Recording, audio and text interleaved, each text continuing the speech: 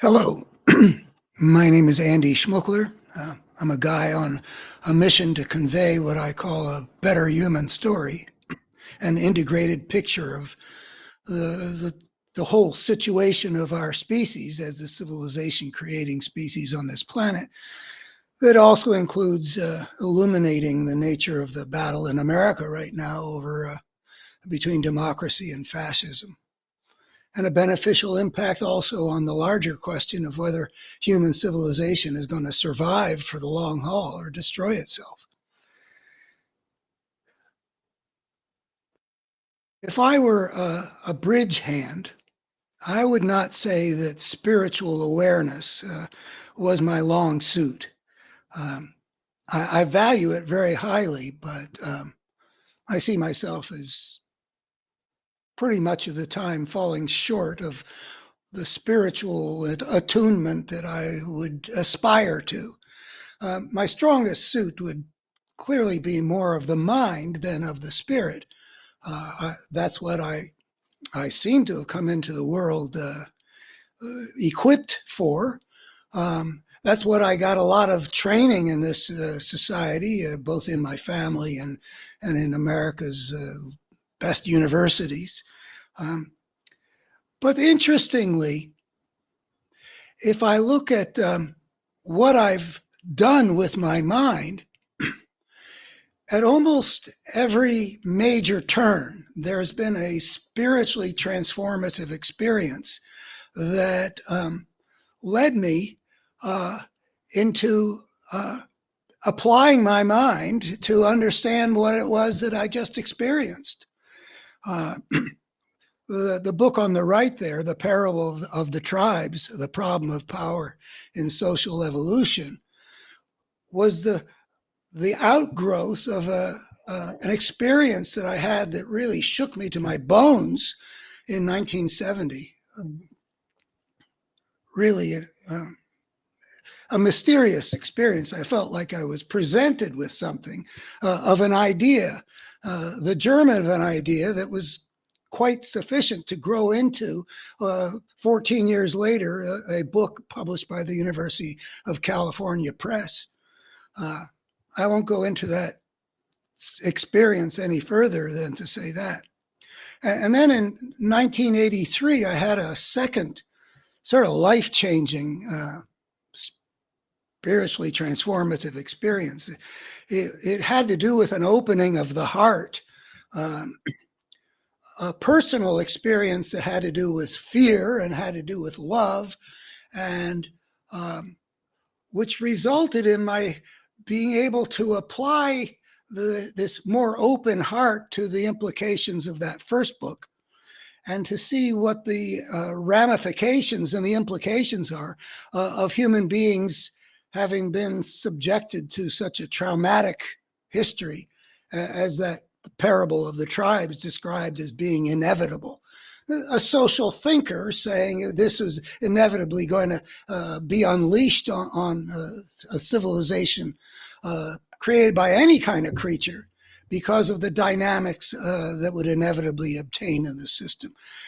Thinking through the implications of what I had experienced, that led to that.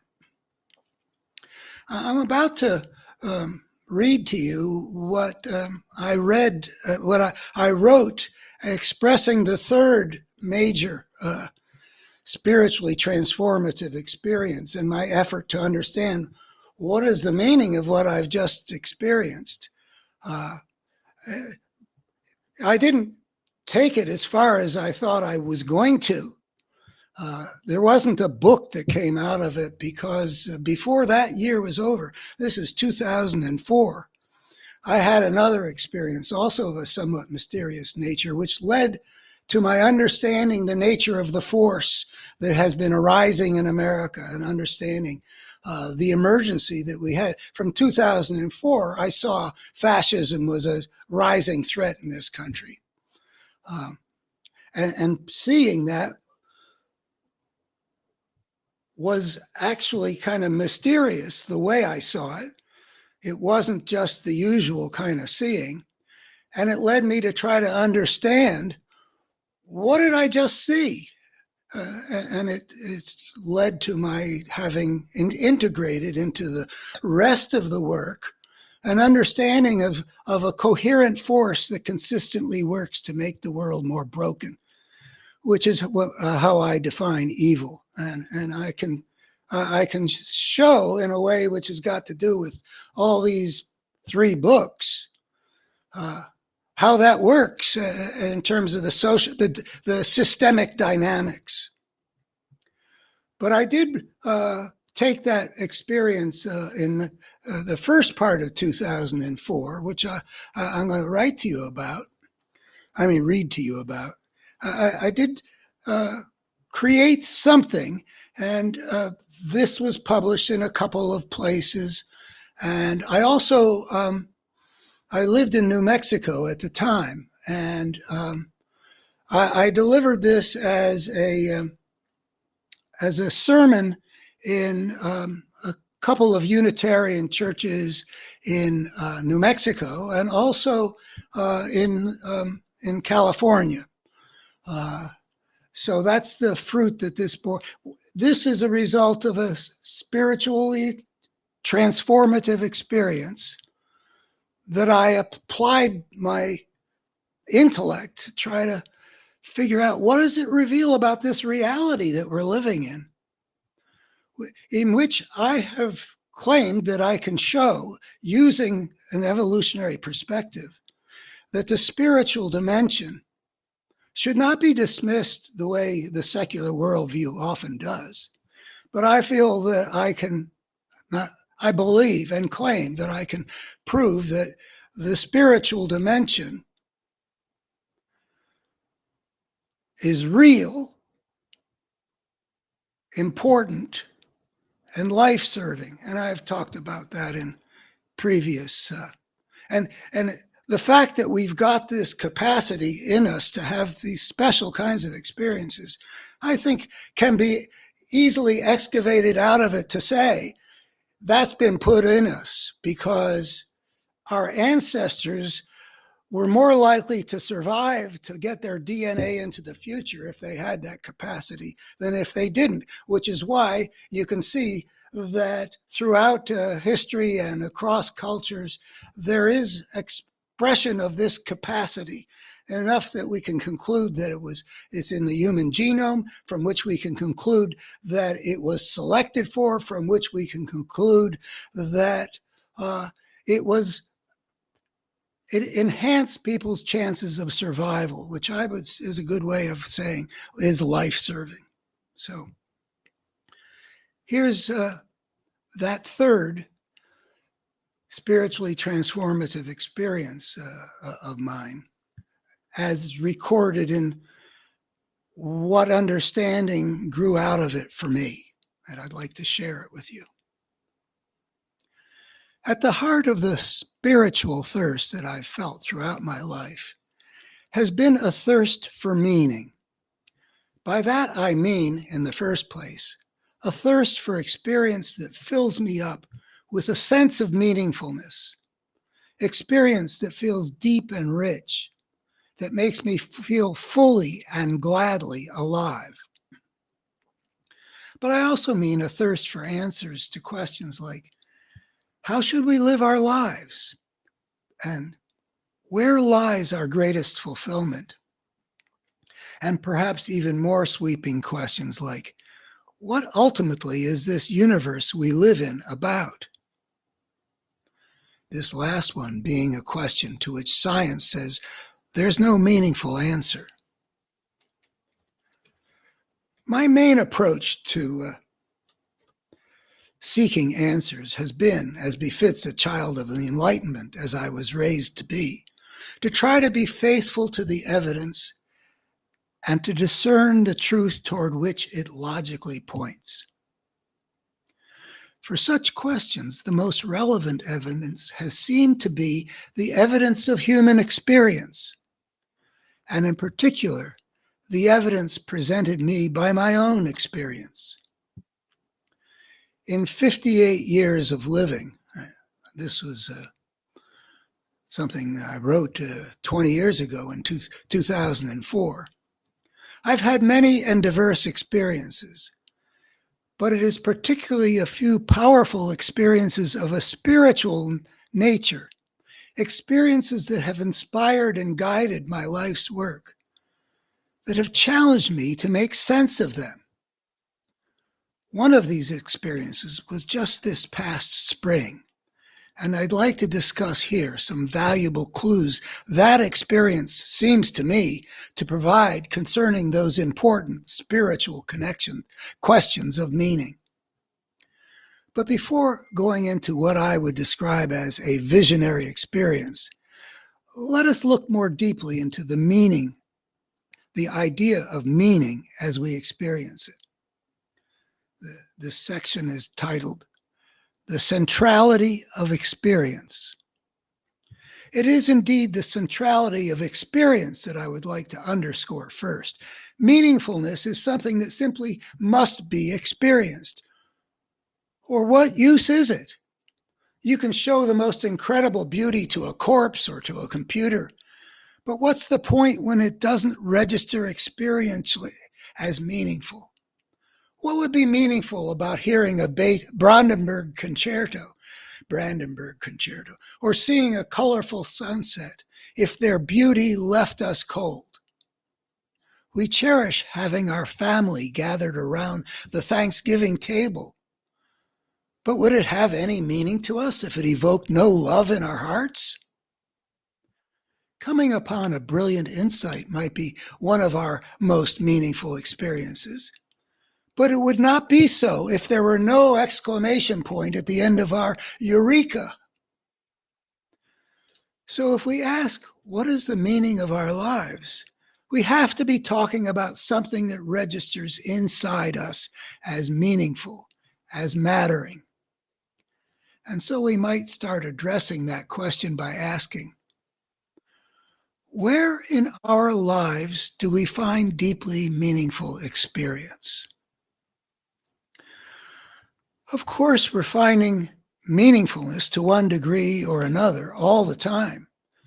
We might rig up a meetingometer for everyone, like the focus groups to audiences watching some politician's speech, and we see that everyone is continually moving back and forth along a continuum that runs from feeling flat without meaningfulness into the realms of deep meaning. Which leads to the next section, which is called A Spectrum of Meaningfulness. Along that path, leading out of the mundane into deeper meaning, 3 levels might be noted. First is the ongoing level, the places where, on a day-to-day or month-to-month basis, one feels more rewardingly and richly alive.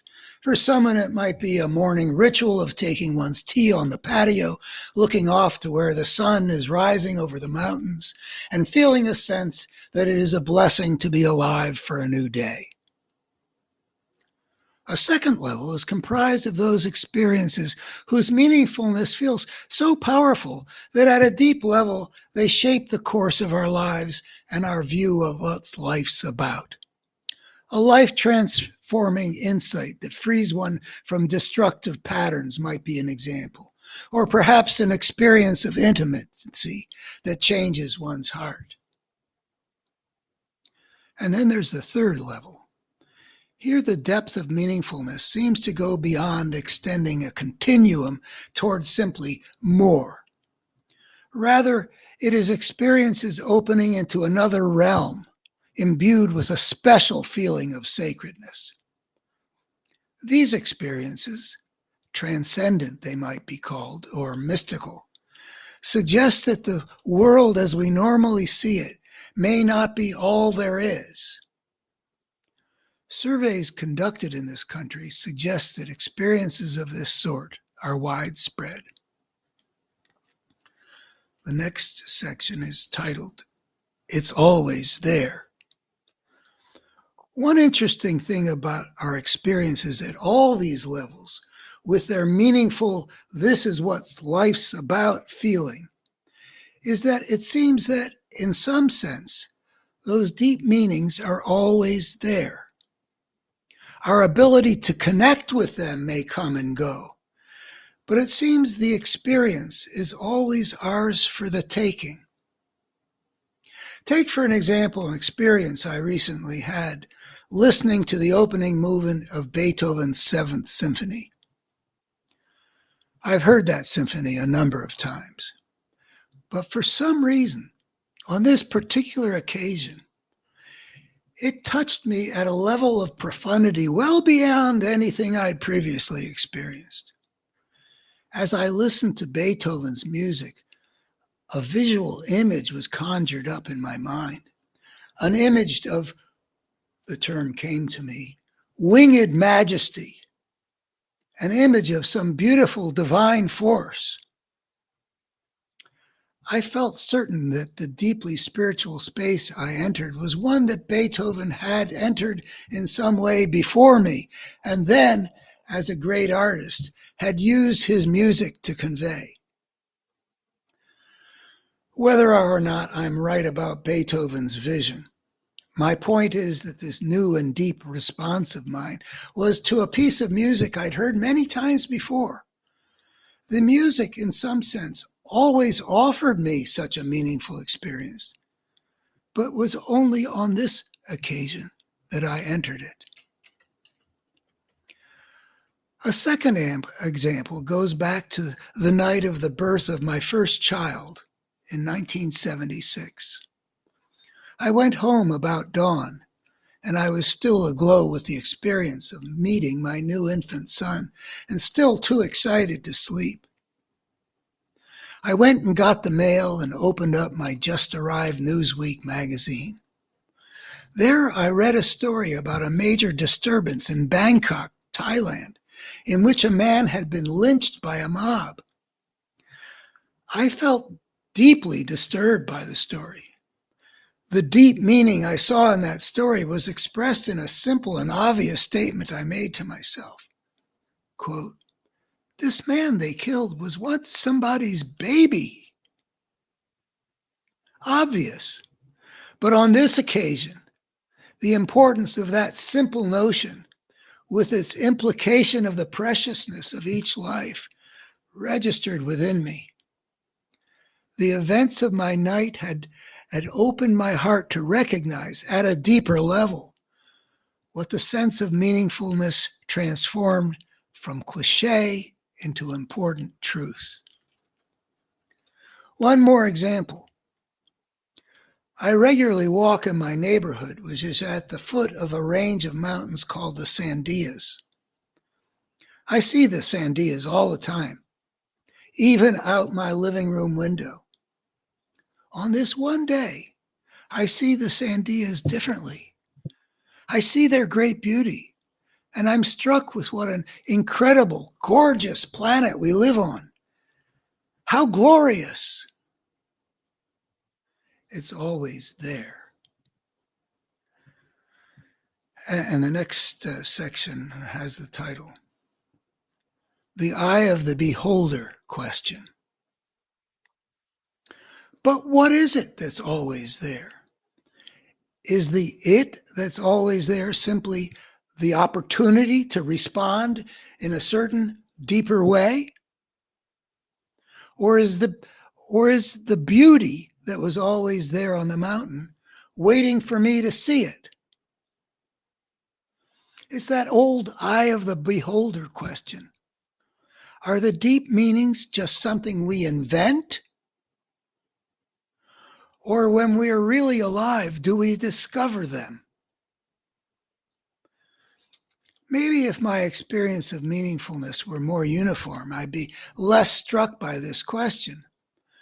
But I've not only had my transcendent moments, I've also had my times of depression. And watching the way life can be filled or drained of its meaningfulness, I've grappled for years with this question of what kind of reality our deep meanings represent.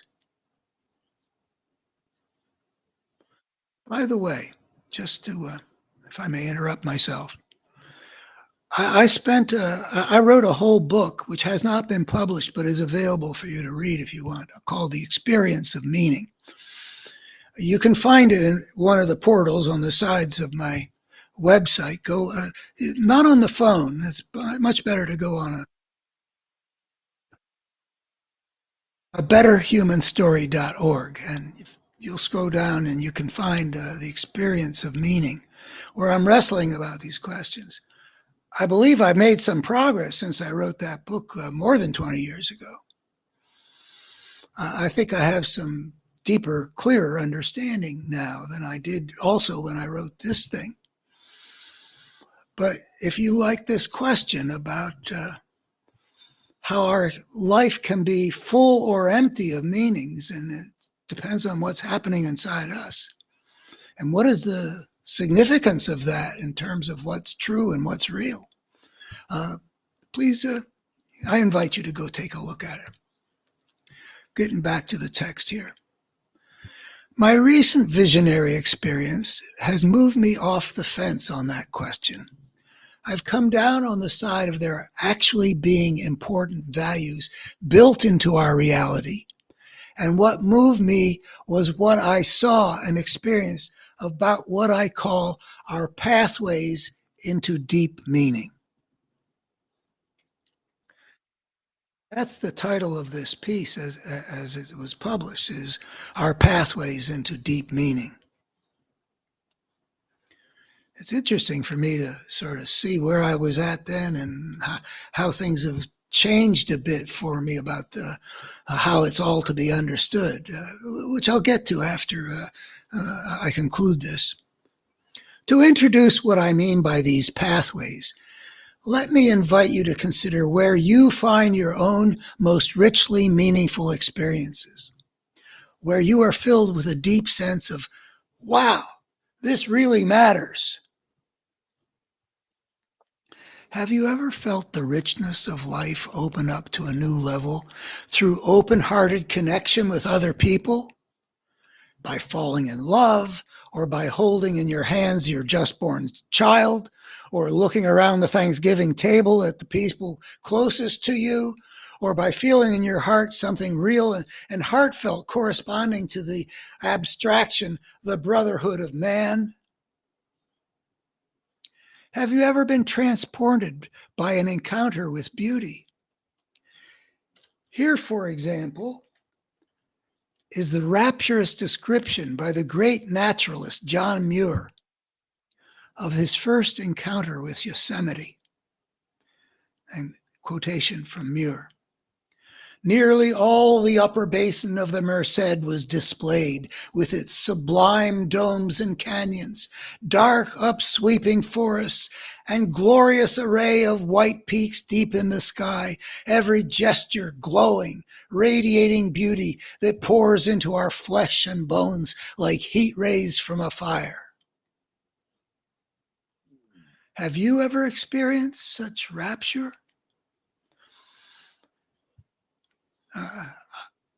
I have to some degree, but I'm always feeling inadequate because I live in a place where I know it's there for the waiting, and like Beethoven's Seventh, and I live on a mountainside of just under the lip of a ridge, overlooking a vast valley and a big higher ridge to the west of me, where West Virginia begins. It's marvelous.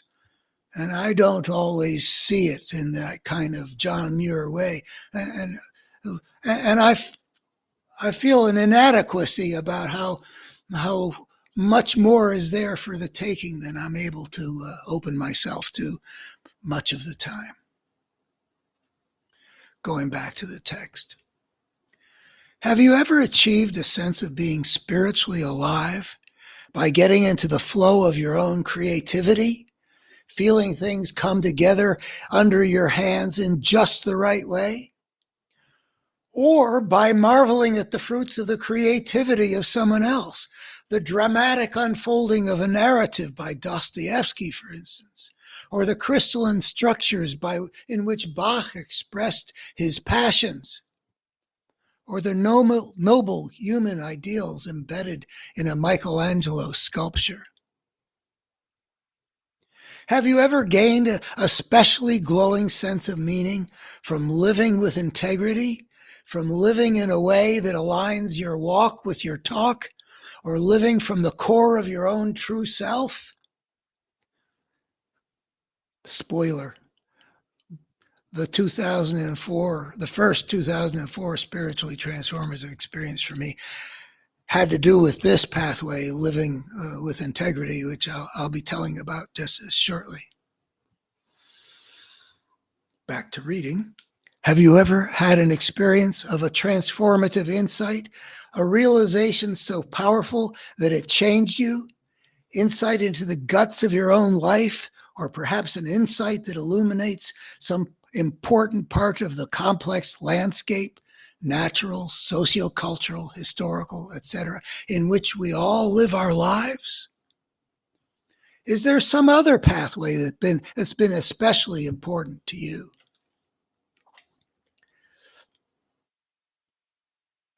And now the next section gets to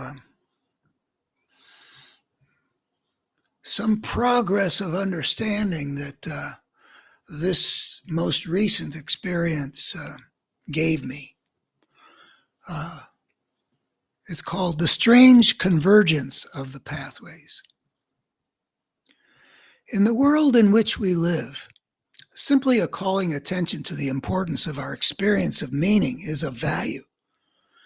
So much of our attention is directed to the external trappings of our lives that it is beneficial to remember that it is inside ourselves where the quality of our experience must nourish us. It conjures up again you can't feed pleasure in eating a delicious meal to a robot. Register in the realm of experience. But I want to take this an important step further to what these pathways show us about the fundamental spiritual questions with which I began. For it is time at last for me to tell you the story of my recent breakthrough.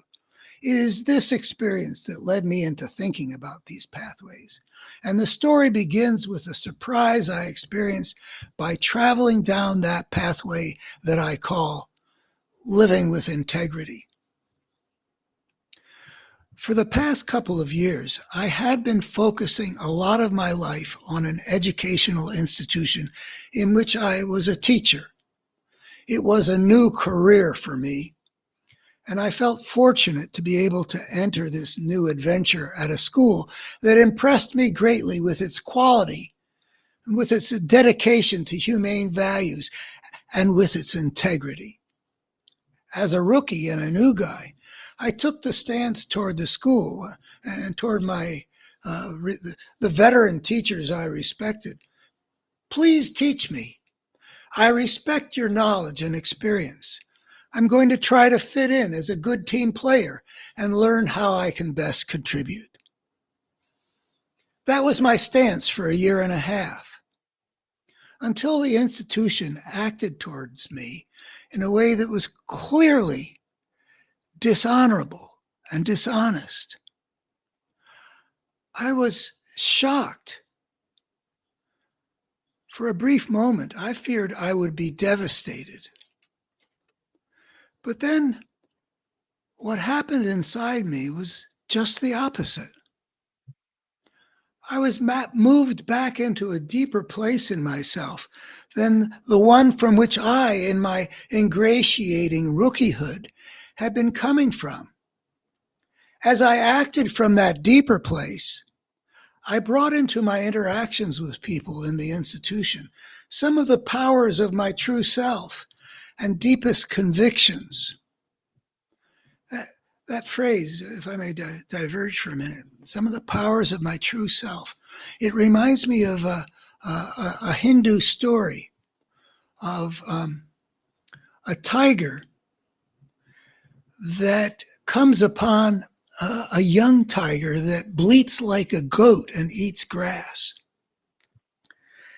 And it turns out that this tiger had been raised by the goats.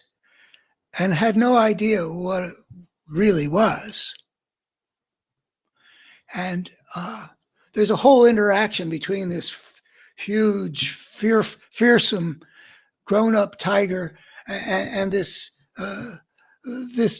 tiger that acts, eats, and bleats like a goat that awakens the young tiger to its tigerhood.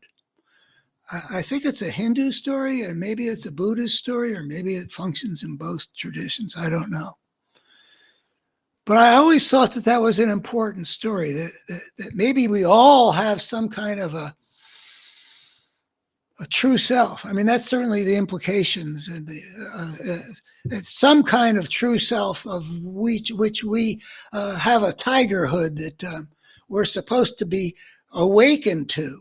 But anyway, going back to my relationship with this institution, I spoke truth to people who had chosen, in one realm at least, to participate in falsehood. I acted from my larger and my more loving self with people who'd chosen to be their smaller, more defended selves.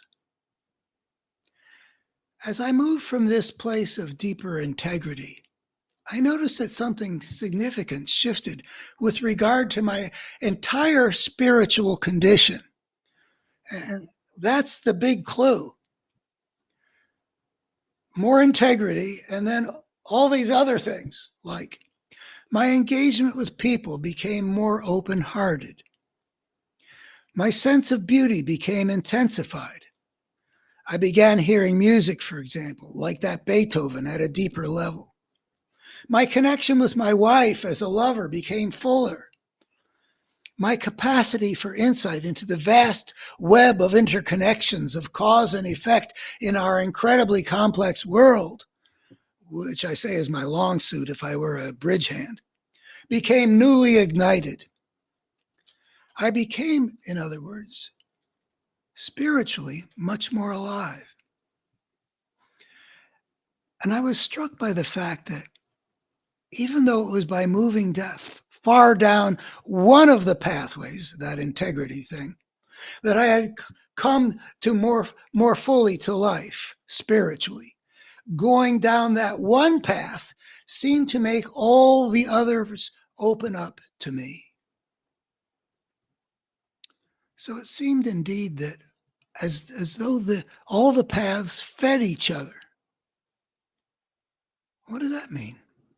The more I opened my eyes to beauty, the more I opened my heart to love. The more I came from the core of my being, the more I devoted myself to the path of righteousness.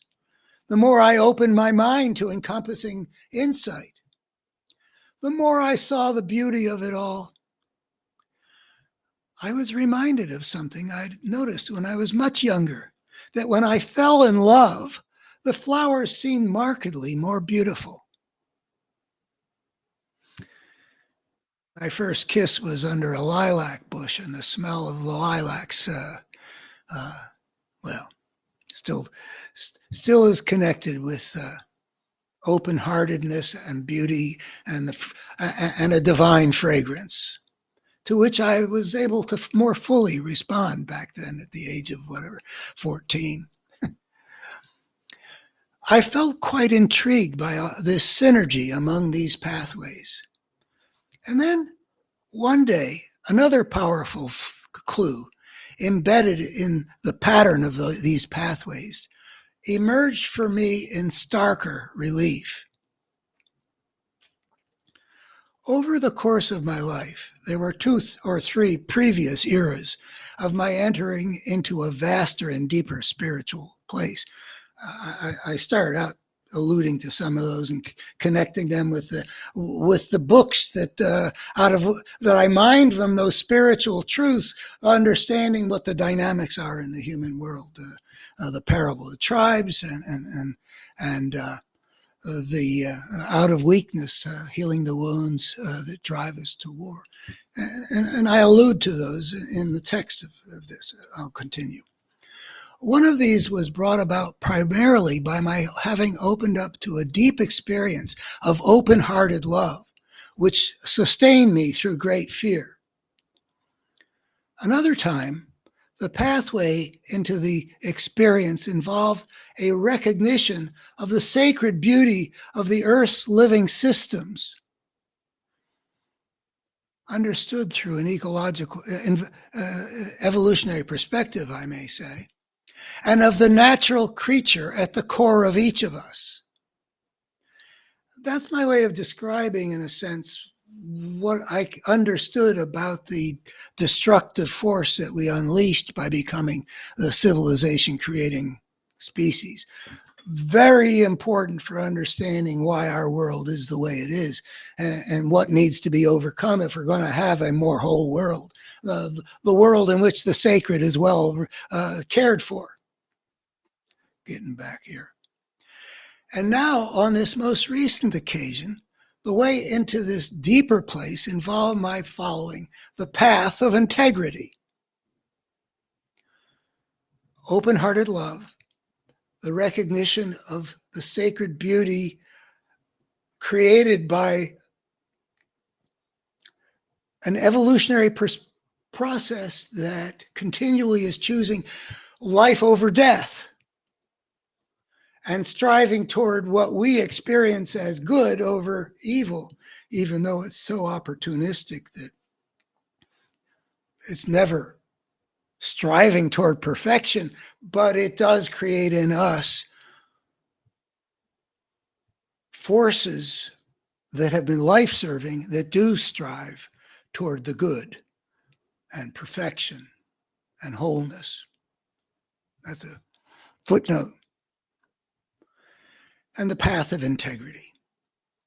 Reflecting on these different episodes of spiritual deepening in my life, I was struck with the thought, even though they had emerged from entirely different directions, they all seemed to lead toward very nearly the same place. The pattern of my experiences suggested an all roads lead to Rome image of the spiritual terrain.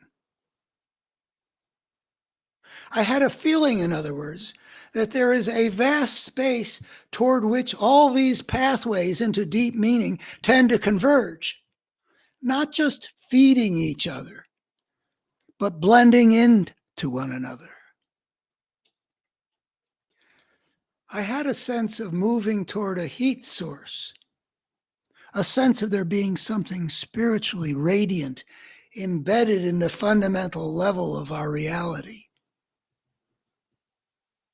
It's interesting to me to read this because the guy who wrote this in 2004 was going into a place where the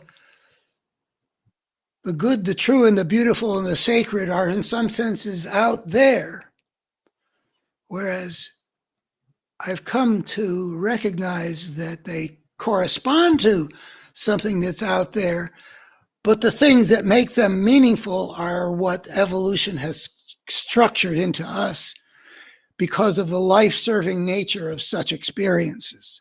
It's a different view, but this was the way I saw it in 2004. Here is the core of that recent breakthrough of mine.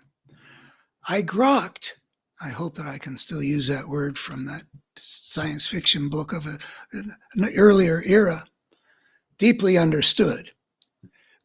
Grok, stranger in a strange land, Heinlein. I grokked what this same thing that they're all aspects of, the common element that united these apparently diverse pathways might be. What they all seem ultimately to be about is wholeness. Wholeness is about things fitting together well. It is about interconnectedness. It is at its core about things being rightly ordered, in harmony, in an ideal unity. To see how wholeness embraces our diverse pathways into deep meaning, let's look at a few of them. And I start with beauty. Beauty, that of the rose or of a Bach fugue, is a form of wholeness, in that beauty lies in giving perfection and wholeness of form to the substance of our world. I'm going to put Shakespeare in there with the rose and Bach. I mean, there's all kinds of things you can put in there with respect to beauty, giving perfection and wholeness of form to the substance of our world. Wholeness.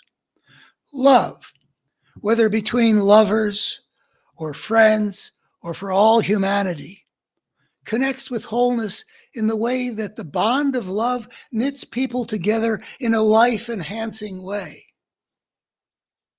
Wholeness.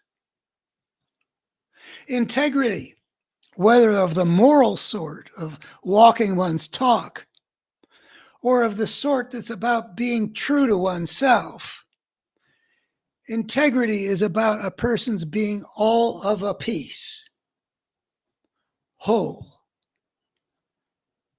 not like the hypocrisy that we see strewn across part of our political world these days. I mean, the lack of integrity of people like Mitch McConnell and Bill Barr, who have already told us they know what Trump is and the threat he constitutes, and then they come out and say they're going to support him.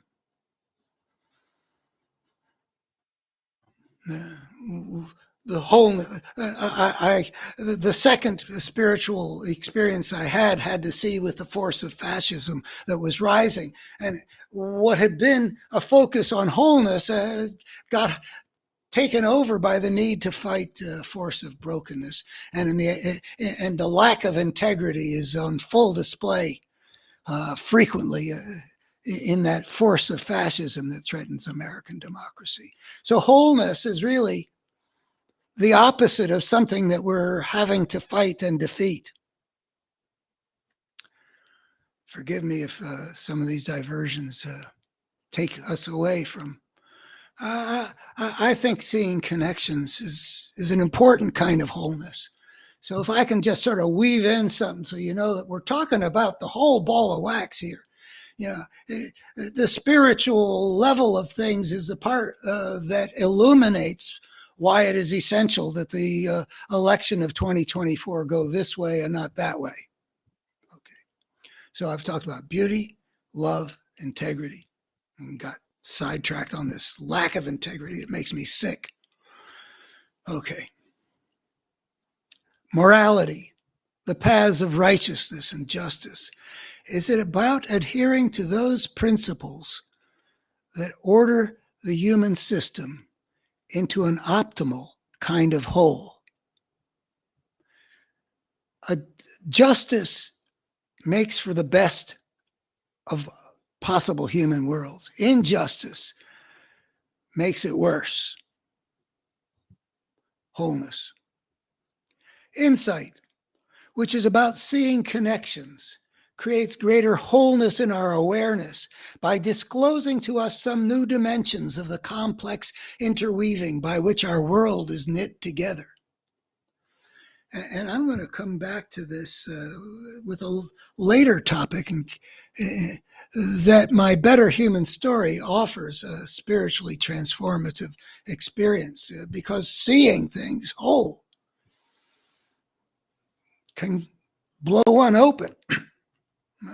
That's been my experience. And as a writer, I'm always trying to convey something that took me deep. But anyway, so I went through 5 different pathways. And this pattern, the idea that our pathways to rewarding meaningfulness converge toward wholeness, could be elaborated with some depth and complexity. What emerges from this pattern is a clue of great significance about those questions I began with concerning meaning in our own lives, and perhaps also in the cosmos beyond us. It's that business about the cosmos beyond us that I think that I I don't understand the same way anymore. Let me see. Do I want to take this any further? Was that the... No. That's as far as I want to go, because at that point I start taking off into some idea of its being out there, uh, in which we need to survive is out there. The world in which our ancestors managed to leave us as descendants is out there. And surviving in that world has meant that we were better off to have certain experiential tendencies and to feel deeply nourished by certain kinds of experiences, certain pathways leading to something that we find deeply rewarding and meaningful. But the meaning is there because it registers within our experiential realm. And whereas in 2004, I was leaving the scientific worldview and you're entering into a somewhat more theological one. And I don't reject that, but I can't get there with the epistemology that's based on evidence and logic. I mean, the mystics have seen the one and been overwhelmed by it, and they believe it's out there. I don't know anything really about that. But there is a reward structure built into us by the evolutionary process, which tells us that the good as we experience it is real because it registers in our experience. The spiritual dimension is real because we have access to that special kind of experience. The sacred is real because human beings have experienced certain kinds of value at such a deep level, value to the nth degree, that it is experienced as sacred. And I've come to believe also that the idea that there could be value or the sacred out there in the absence of creatures that register it in their experience makes no sense. I think we can get all that we really, well, I say all that we really need. I actually do have a thirst to be able to look at this cosmos and the whole process that we with this human consciousness try to make sense of. I'd like for there to be something out there that echoes and is the spring of all that we value.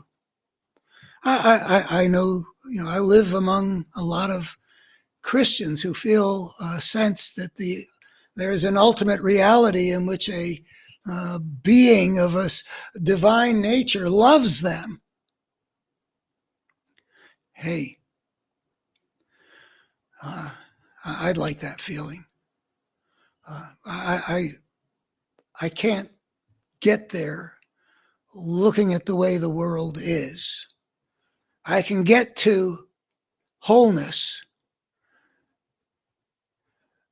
and goodness and the sacred because they are real aspects of what is life-serving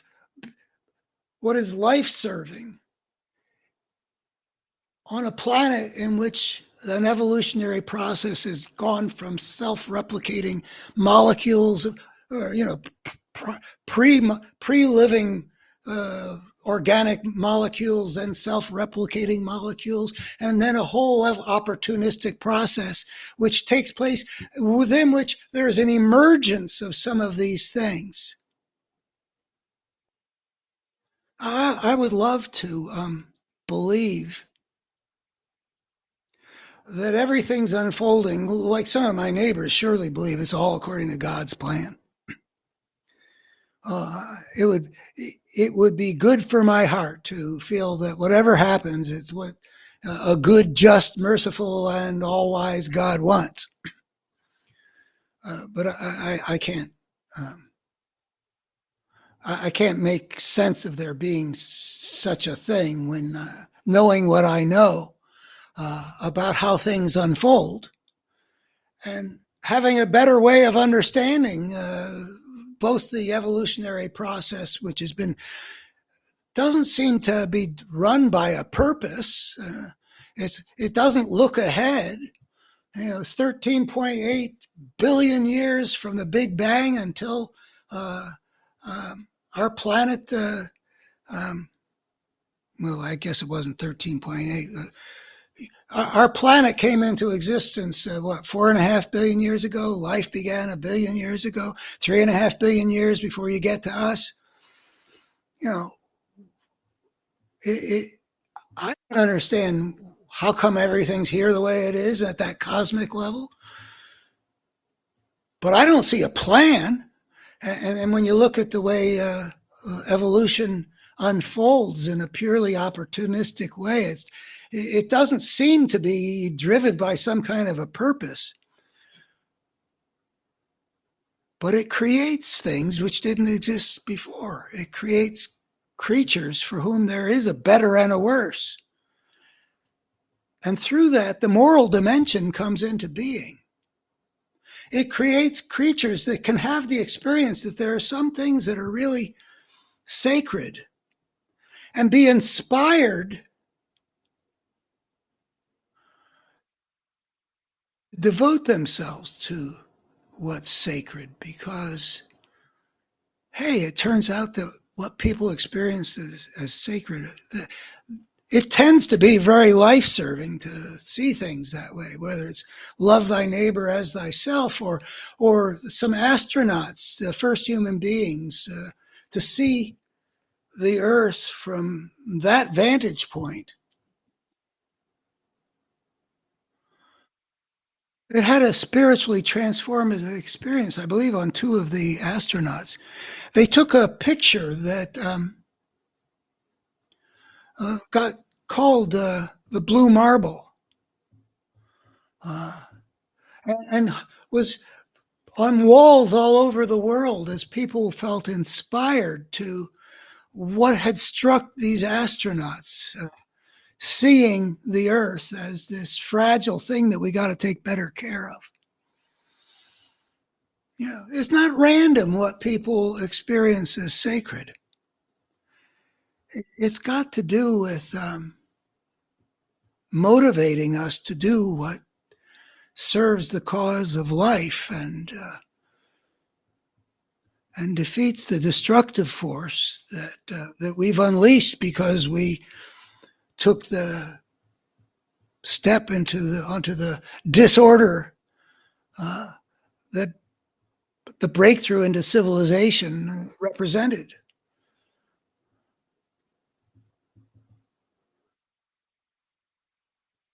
Wholeness is a property of life.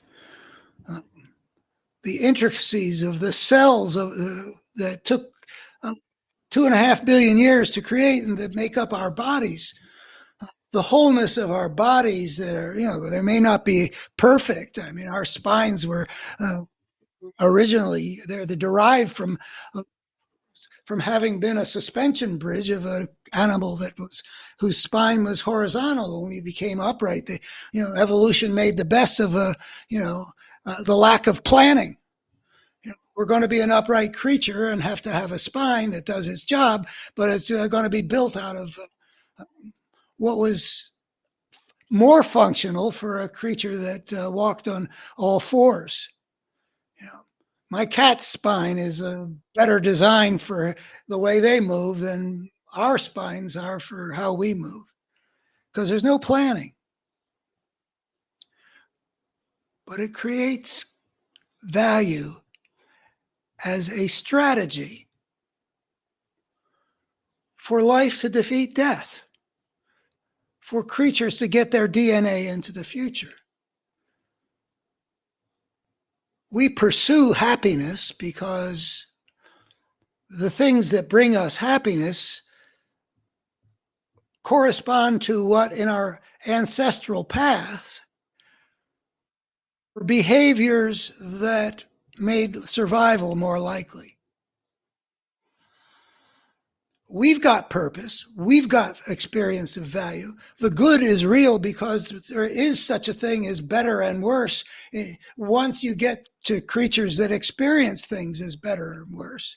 And if you didn't have any creature that experienced anything better and worse, nothing could be any better or worse. Doesn't matter if the planet blows up or not, but it does when you get to a planet like we've got here. I mean, I don't know how much.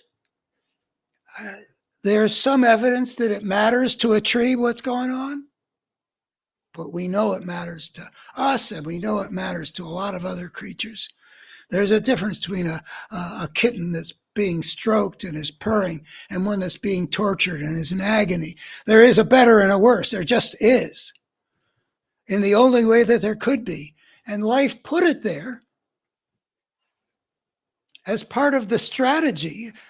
Life is continually finding strategies to continue itself because those are the blueprints that make it into the future.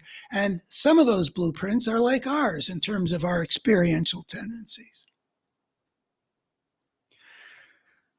So some years ago, after I'd been doing a lot of work on understanding better this wholeness and brokenness thing, and in terms of coherent forces at work, and seeing them through the evolutionary perspective, I just, I got to this point in it had been the sermon or the essay that got published back in 2004, 2005. And I felt a little bit of embarrassment because I was getting all mystical, and I'm the child of the Enlightenment that my dad educated me to be.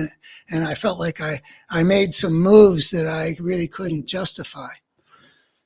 There's a part of me that wonders if because so many people have experienced the out there-ness of the sacred, whether it be God or the One or whatever.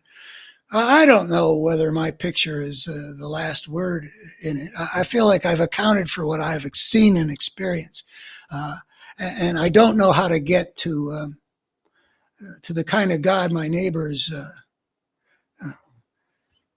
take comfort in. Or in some of the churches, it's not so comforting, fire and brimstone, but that's another story. But a lot of people do have some comforting beliefs that I can envy people in. But my better human story does account for the reality of the good and the reality of a force of a coherent force that consistently works to make the human world worse, which inevitably arose along with civilization, because the breakthrough into civilization was an unprecedented occurrence in the history of life. For 3.5 billion years, biological evolution was creating all kinds of different orders at different levels, all the way up to the biosphere. But then this creature that emerges out of a process that doesn't make plans, no plan here, just this creature is getting to be smarter than anything else has ever been. It's getting to be a cultural animal. Oh, that's neat. It's starting to invent things. Wow. Of course, chimpanzees had dipped sticks into termite nests, but this is getting to be a whole different thing when they're able to control fire. They're starting to develop language. They're painting things on the walls of cave. Oh, this is something new. But they're still living their lives basically continuous with what primate bands had done. But then this creativity, for whatever reason, and that's a whole nother story, at a certain point, they start doing something different, which is inventing a new way of life at the level of size, structure, means of subsistence. They are breaking out of the natural order. They're creating something that is not the fruit of natural selection, like hunting-gathering bands of actual Homo sapiens are basically kind of continuous with the hunting and gathering bands of the primates that we used to be. But now we got something different with gardening and herding and eventually agriculture and all kinds of new things. And that breakthrough brings into being a whole new different kind of life form. And it seems to bring freedom, but what that book shows is inevitably it unleashes a destructive force. It inevitably unleashes a force that let me bring me back here, turn this off, make me a little bigger.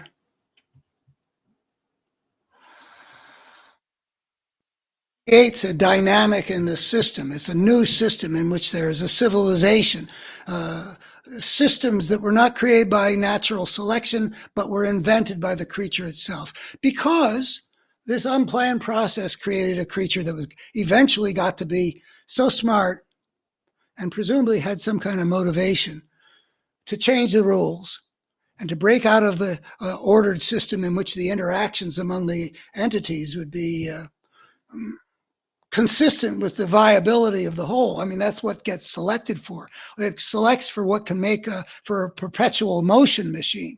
And I say that the lion and the zebra, the grass, to epitomize the nature of the natural order as a whole, work together to create a perpetual motion machine, even as they devour each other.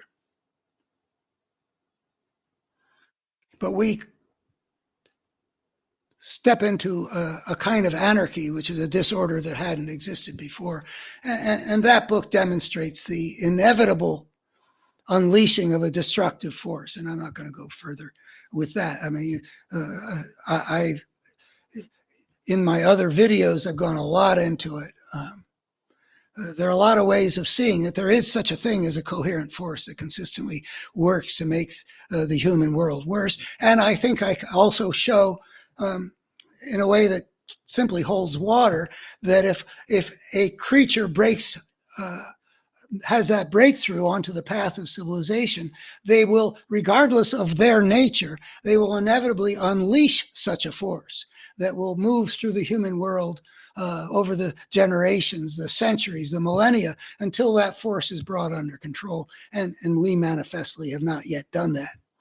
And if we don't do it, we're going to destroy ourselves, which I think can also be persuasively shown.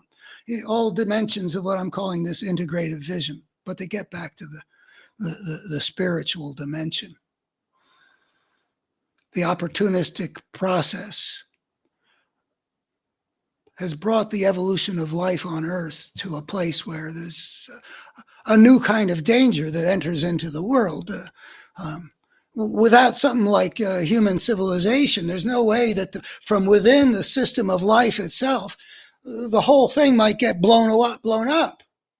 You know, the systems of life on Earth over the billions of years have had their crises, but they always come from outside the system. I mean, an asteroid that hits the planet 66 million years ago, wipes out the dinosaurs. Indeed, wipes out the majority of species of all kinds, both on the land and on the sea, if my memory serves me okay. And I think it does. Really, really disastrous. I mean, what didn't end life on Earth? I mean, you could imagine a collision that would be so big that would be the end of the whole ball game. But, you know, this was just a huge disaster that took life. I've looked into this. How long did it take? And there are different numbers for, you know, what kind of recovery. But, you know, 1 million to 3 million years it took for life on Earth to recover from that. I mean, million years. I mean, you know, the whole history of civilization is 10,000 years. Like, that's 1% of how long it took, you know. So if we have a nuclear holocaust, you know, which we might, or if our climate crisis gets, you know, as disastrous as it might, you know, would we bring the whole thing down, or would we just, you know, require life on Earth to recover for a long time? But anyway, life on Earth was just chugging along in its unplanned way, and it created this whole new situation, which brings into the living system itself what will emerge I would say I can show inevitably, this civilization process will lead to that civilization being so powerful that it could destroy the whole experiment. Civilization will inevitably get more and more and more powerful, which means eventually it'll cross whatever that threshold is. Or it's got enough power that if that power was used destructively, it would bring the whole thing down. Anyway, it's apparently a dangerous experiment that life stumbled into with us. And we are the ones who are threatened. Well, we're not the only ones that are threatened. And we're the ones whose job it is and who can spiritually take into our consciousness the importance of taking on the job of sort of reining in this destructive process that we unleashed, not out of any fault of our own, but simply because we had the creative intelligence to break out of the limits that had been imposed upon us by biological evolution, where every creature gets its niche and all the niches are put together like lions and zebras and grass. All those niches sort of fit together to operate in a coherent way. We made this breakthrough just because we had the creative intelligence to, and it served our immediate purposes to. And who knew that we would be unwittingly unleashing a destructive force out of the fact that these civilizing societies that we were creating were going to have to interact with each other. And unlike the lion and the zebra and the grass, there was no order to determine how they would operate. Seeing things whole. Seeing that where we are in the human story, it can be seen in a very meaningful way and can be seen a whole lot more whole than what we're, as a civilization, than what we're carrying along. If we see that the breakthrough into civilization had those inevitable consequences, and I believe, I'm going to claim that I've pretty close to have proven beyond a reasonable doubt that that is at least a major truth about the human story, that any creature on any planet that breaks through into civilization, emerging out of a biological evolutionary process, will inevitably find itself with this destructive force having been unleashed that drives its civilization through a process of selecting what can prevail in a war against all. A destructive process that makes the things as destructive and tormented as what we see on the pages of human history. I claim to have proven, and I believe that when you take this in, for me, it has been true that these things that I'm saying, when I've seen them, they have set my soul on fire. The ugliness we see in human history is not human nature writ large. Imagine that is true, can be shown to be true. And imagine what the impact would be if people saw us as better creatures than we have believed ourselves to be. I don't claim to know just how much better, but I do claim to prove that we are better creatures than we have thought ourselves to be, and that this thing that we see in the human world from the beginnings of civilization and the outbreak of chronic war and the coming to power of these empires with their fascistic, tyrannical structures in which the few exploit and dominate the many. The spirit of the gangster having a disproportionate say, that is not human nature. I claim to have proved that.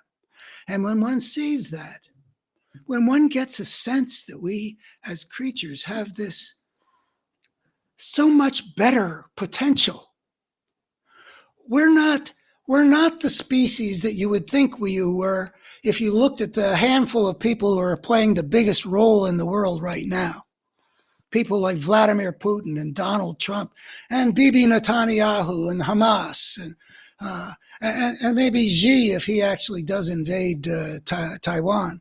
This is not who we are as creatures. There's a systemic dynamic that has plagued civilization and inevitably would. Imagine how we would feel differently if we were out from under the injurious notion of ourselves that we have been taught. Understandably, I mean, the people who wrote the Bible looked around the human world and they saw a lot of ugliness. I mean, even just reading the Bible, interactions among societies, putting whole cities to the sword, men, women, and children. I mean, that was an ugly world, and this was indicative of the world that inevitably was going to emerge with civilization. But they wouldn't necessarily, taking for granted, as by the way we still do, that the world around us reflects who we are. They would create the story like of God looking down in the age of Noah and being disgusted with what he had created. He repented ever having created it. Well, if they're going to break through into civilization, this is the inevitable result. The spirit of the gangster is going to play a disproportionate role, inevitably. You know, if you move from seeing us as these deeply sinful creatures, maybe we are sinful creatures, I don't know, but not so deeply as history has showed, because the ugliness we see in human history and in the world around us now is not human nature writ large. A systemic force was inevitably unleashed. Now, I believe, when I have seen all the various components of this thing, back in 1970, it shook me to my bones. Oh my God. What happened to us is the inevitable result of the breakthrough into civilization, by which I mean inventing your own way of changing sort of the nature of your niche in the world. It inevitably unleashes a selective process, which inevitably drives things, so that it seems as though you've broken out of the confines of that niche. Oh, wow, what freedom. We can go in any direction we want. But inevitably, that is not the case. Inevitably, the interactions among these societies are going to be under conditions of anarchy, which means the conditions of a war of all against all. And civilized societies and civilizing societies inevitably we're going to have to interact with each other. Now that can be shown both at the scale of the initial emergence, where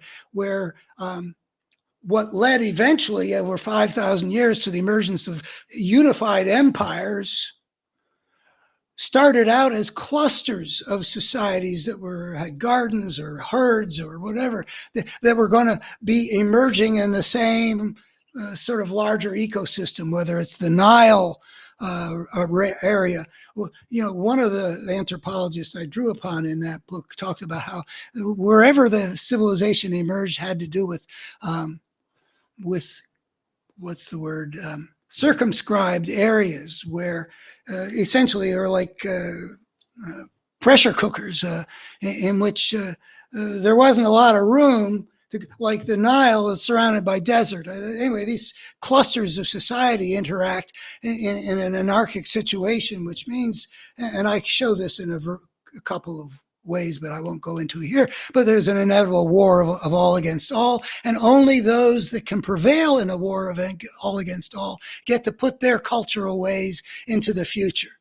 Only the cultural ways that are conducive to surviving in that terrible anarchic situation get to survive and spread.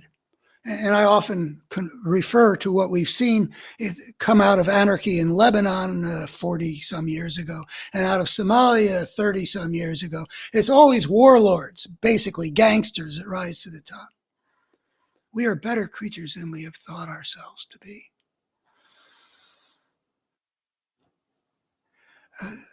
a sense of the potentiality of human goodness is in itself I have found, has some capacity to be spiritually transformative. Also, the vast picture there is of the implications of civilization, of the human beings and any creatures elsewhere in the cosmos that have made that same fateful step onto the path of civilization. To understand in a sense, the tragedy and the challenge to which all such civilization creating species have had to contend inevitably. The tragedy that with the gift that seems like a gift, meaning in a sense like from out there, that we've got a consciousness that can invent things, that can create things, that we are the creatures that are most like the creator that some among us have written holy texts about. Well, that being our special gift, it also is the means by which we are undone, or that we are plunged into almost a Faustian bargain, as I've lately started thinking of it as being. On the one hand, we get to wield all kinds of power as a species, so we're able to feed now 8 billion people on this planet. Hunting gathering peoples could never have dominated the planet like this in that form. In fact, one of the theories about why civilization emerged, and I talk about this in that book, University of California Press, now it's in print from SUNY Press, that the food, the transformation onto the step of civilization was necessitated by the fact that either they had to change the rules or they were going to start dying because they'd already spread throughout the planet as hunter-gatherers, and there wasn't any more room to do it. That made sense in terms of what I studied back then, and I haven't kept up with the literature. But there's a book from a professor at Yale, Cohen, called The Food Crisis in Prehistory. If that's still valid, that hypothesis it might be still worth entertaining. But for whatever reason, we took that step. And as tragic heroes, the thing that was sort of most wonderful about us, our capacity to be creative, proved to be plunge us into some nightmarish things. I mean, it's not been, we have had forms of suffering and difficulties unlike any other creature has had. Not that they don't all have their they could get diseases. The species have gone extinct. I mean, I'm not saying, but we got special kinds of problems.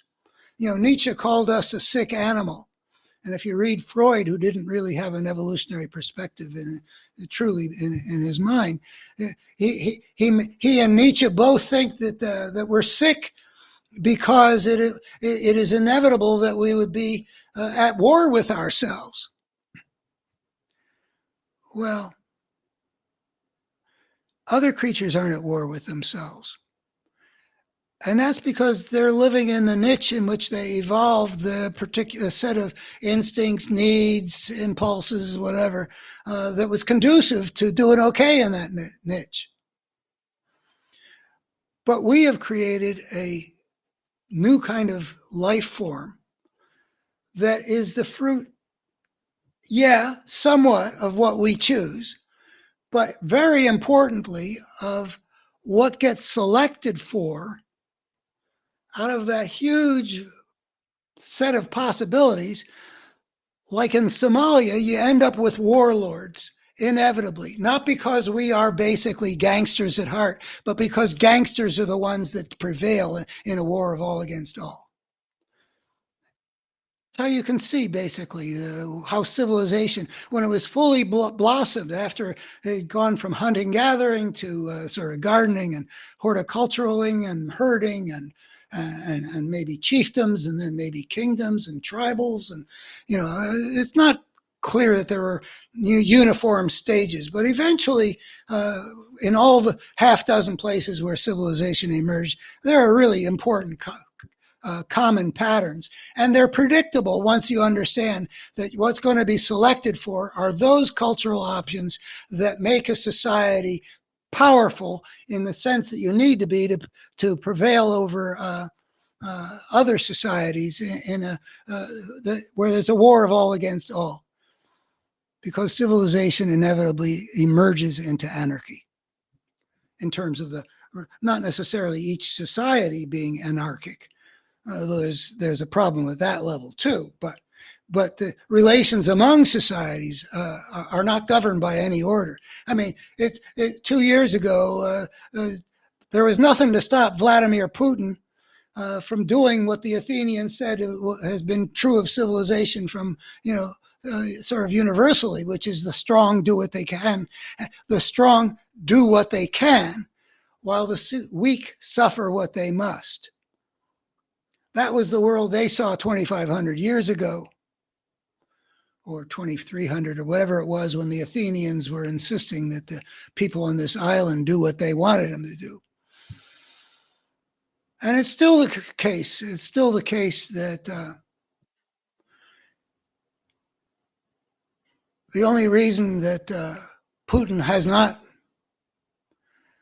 basically taken over Ukraine is that he miscalculated a whole bunch. I mean, but throughout history, what Putin did to Ukraine has been done to all kinds of people, including in the building of the United States of America, including just about every nation state you want to look at, and including all the empires that emerged in those half dozen places of the Nile and the Tigris, Euphrates, the Yellow River and the Indus River, Mesoamerica and the Peruvian highlands, all those places. The strong, the warlords, the gangsters have had a disproportionate say.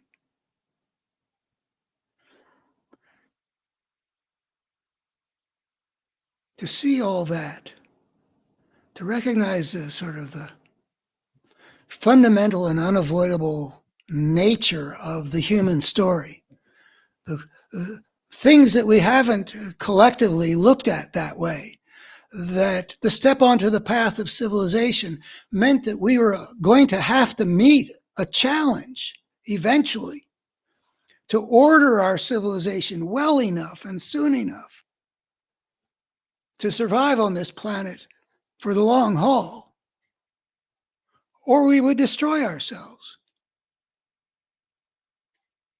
That is a story.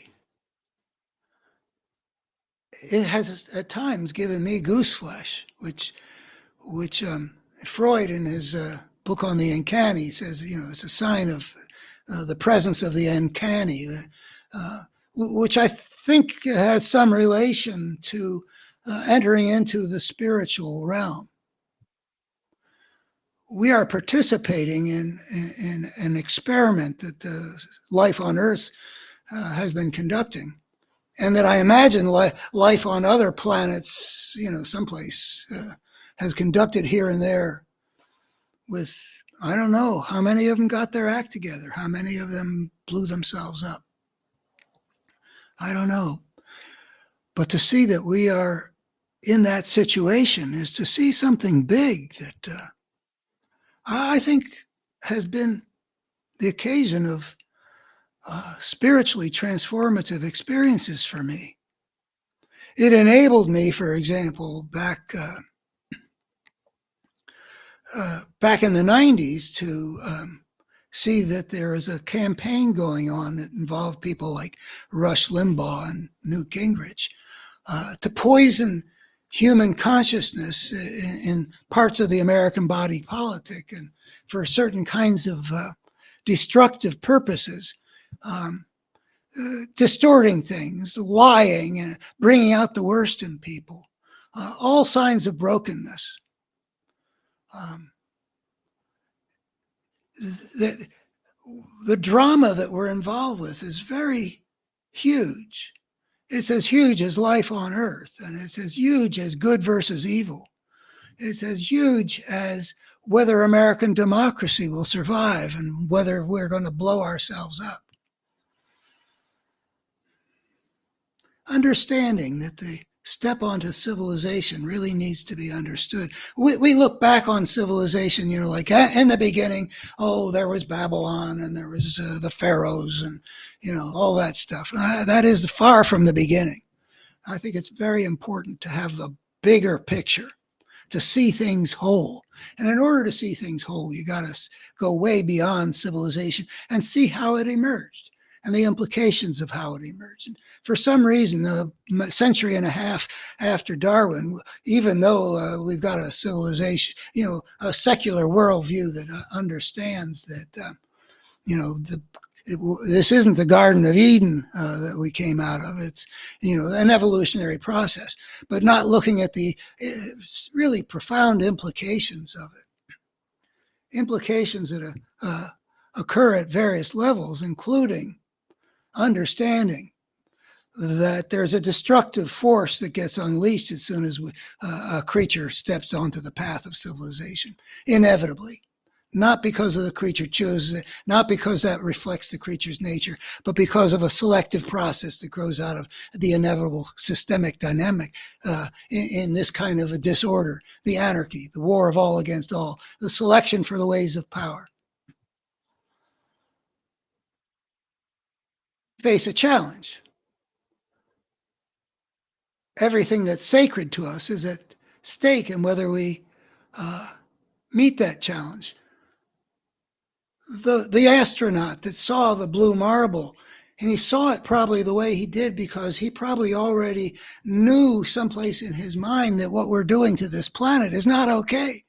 This was back like in the vicinity of 1970 or so, when the environmental movement as a spiritual as well as political movement was first emerging on this planet. The idea that there was something sacred here and that we were destroying it because we were becoming such a big bull in the biospheric china shop. Rachel Carson and her Silent Spring and Leopold out of Wisconsin and the writings of John Muir. There was a beginning of a consciousness that had a real important spiritual dimension. And that was percolating in the culture. And when this astronaut looked down and he saw this beautiful blue marble, he was ready to have a spiritually transformative experience.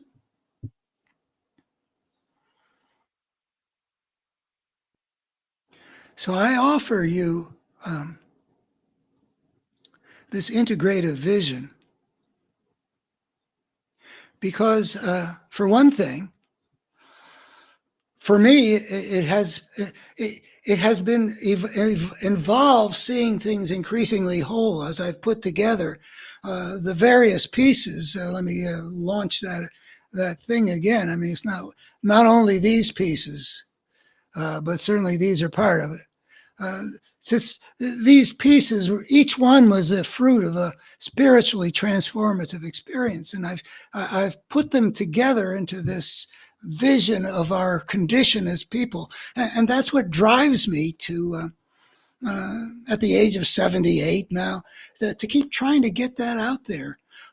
And most of the time I'm offering it because I think it would have a beneficial impact on what the outcome will be, both in the American sphere, whether democracy will survive, and also at the civilizational sphere, whether human civilization will survive for the long haul. So I think it has a beneficial impact because it tells us we're better creatures than we thought we were. It shows us what the nature of the destructive force is that needs to be overcome, and it clarifies to some degree. I mean, it's not a roadmap to how to save the world or anything like that. We got to find our way step by step, but it gives us a vision of what the nature of the path is that we got to take, and what the destination is we got to strive toward. I don't think we're even envisioning where we got to get to if we're going to survive for the long haul. But this puts the fate of human civilization, the challenge that we face to order our civilization well enough, soon enough, into clear perspective. the force that we need to overcome, the force of which this force of fascism that's risen in America is a manifestation, as is Putin's Russia and what he's done to Europe by his fascistic invasion of unprovoked of a neighboring country. There is a wholeness of vision, and when you see things whole, it gives you goose flesh. But it also gives you a better map of the battlefield and an understanding of what the nature of the battle is, how the battlefield is laid out, and how the force that we need to overcome needs to be fought. It at least informs those things. And all of those things make it useful to get it out there. And so but I also want to offer this in terms of the possibilities of it being spiritually rewarding to take it in, to see things whole.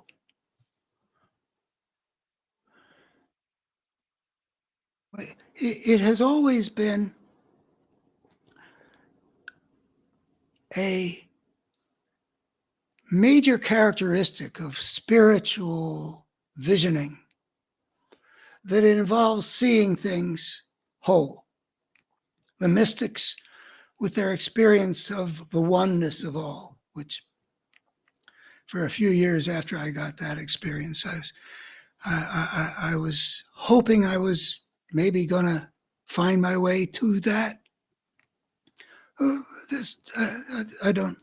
haven't. But there's something wonderful that you can see in some of the literature about what people have experienced and how to interpret that. I'm not in a position to say, but it's beautiful.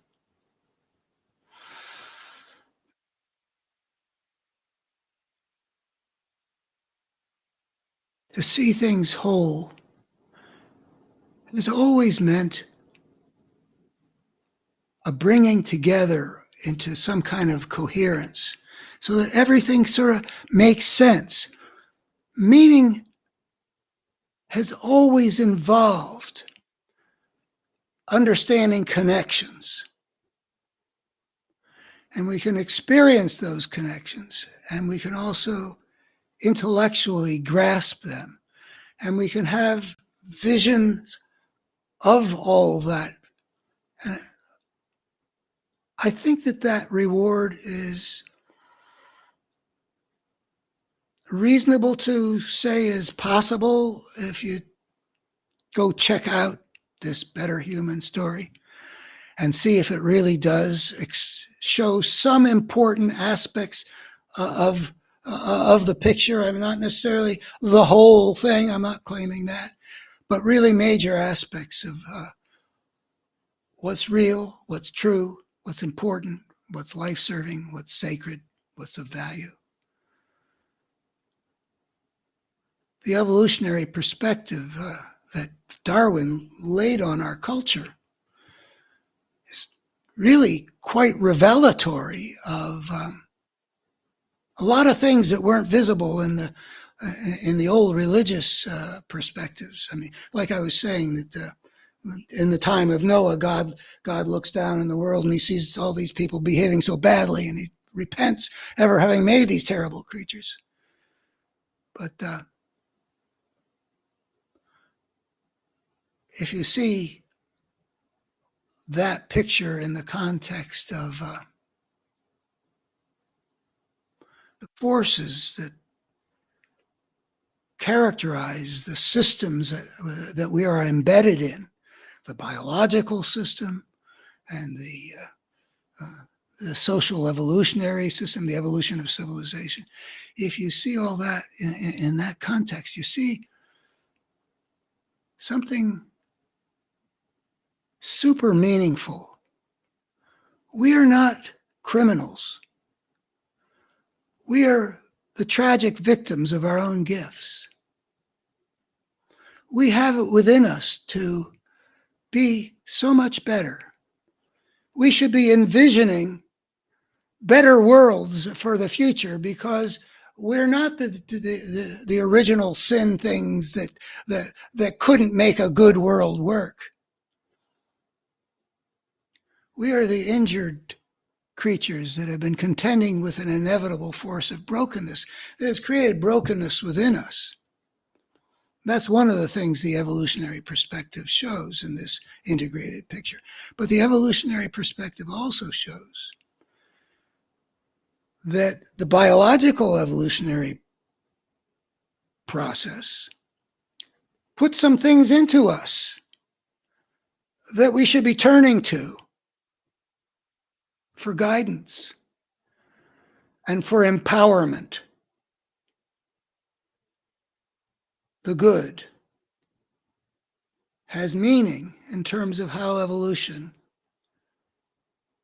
has fashioned us. A secular worldview that embraces Darwin, evolution, hasn't integrated the implication that our experiencing of things between us, better and worse, means that the good is something real, important, and life-serving. It's not the merely subjective thing that a lot of people in the secular worldview dismiss issues of value as being. The moral dimension is a source of power and a source of guidance, and so is the spiritual dimension. It's there for a reason.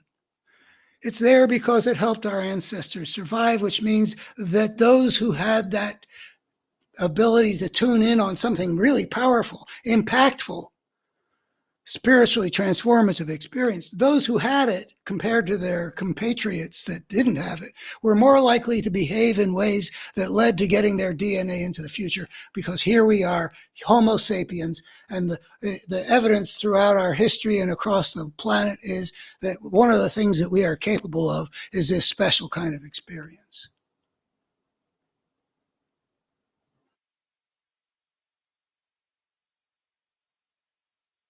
So I'm pretty content. I have my thirsts for God and the one and things like that I can't get to according to my epistemological rules. In that piece that I wrote in 2004 that I was reading to you, I eventually get to the question, well, how do you account for our love of beauty? And I claim that evolution can't explain it, because that was as far as my thinking had gone. I said that, okay, seeing the beauty of someone with whom we might combine DNA, that helps us behave in ways that, is life-serving in the sense that we get our DNA into the future. So we are motivated. We would be rewarded for seeing beauty in the form of a young eligible person, a male for a female or a female for a male. There are rewards for it. Okay, but how are we to explain? And then I talk about some of these other forms of beauty, and I sort of say, well, I don't see how. But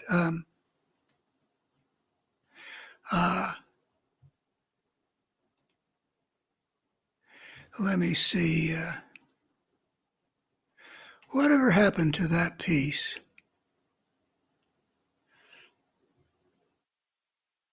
I didn't put it up. Let me get it. Pardon me for a moment. I'm going to read to you something about why we get pleasure from beauty.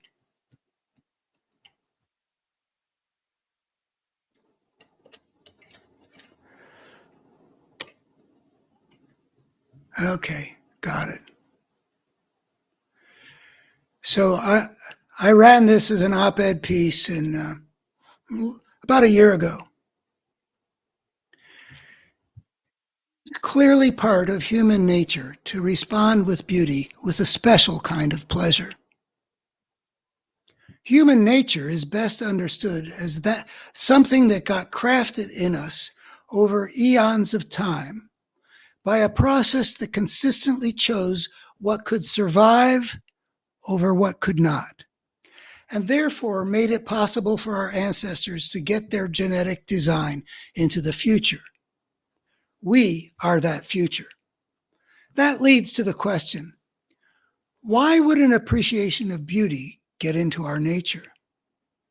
Which equates to asking, how would that sense of beauty have helped our ancestors to survive? And then I go into the acknowledging about finding beauty in a potential mate. Not only have studies shown that there is substantial agreement across cultures about which faces and body shapes are beautiful, but also that the attributes are widely considered beautiful, like lustrous hair and symmetry, are good signals of adaptive qualities like fertility and good health. Beauty may be in the eye of the beholder, but that eye was built to be able to see what's real. But how would that explain the way we can love the beauty of a painting or piece of music or a poem or a sunset?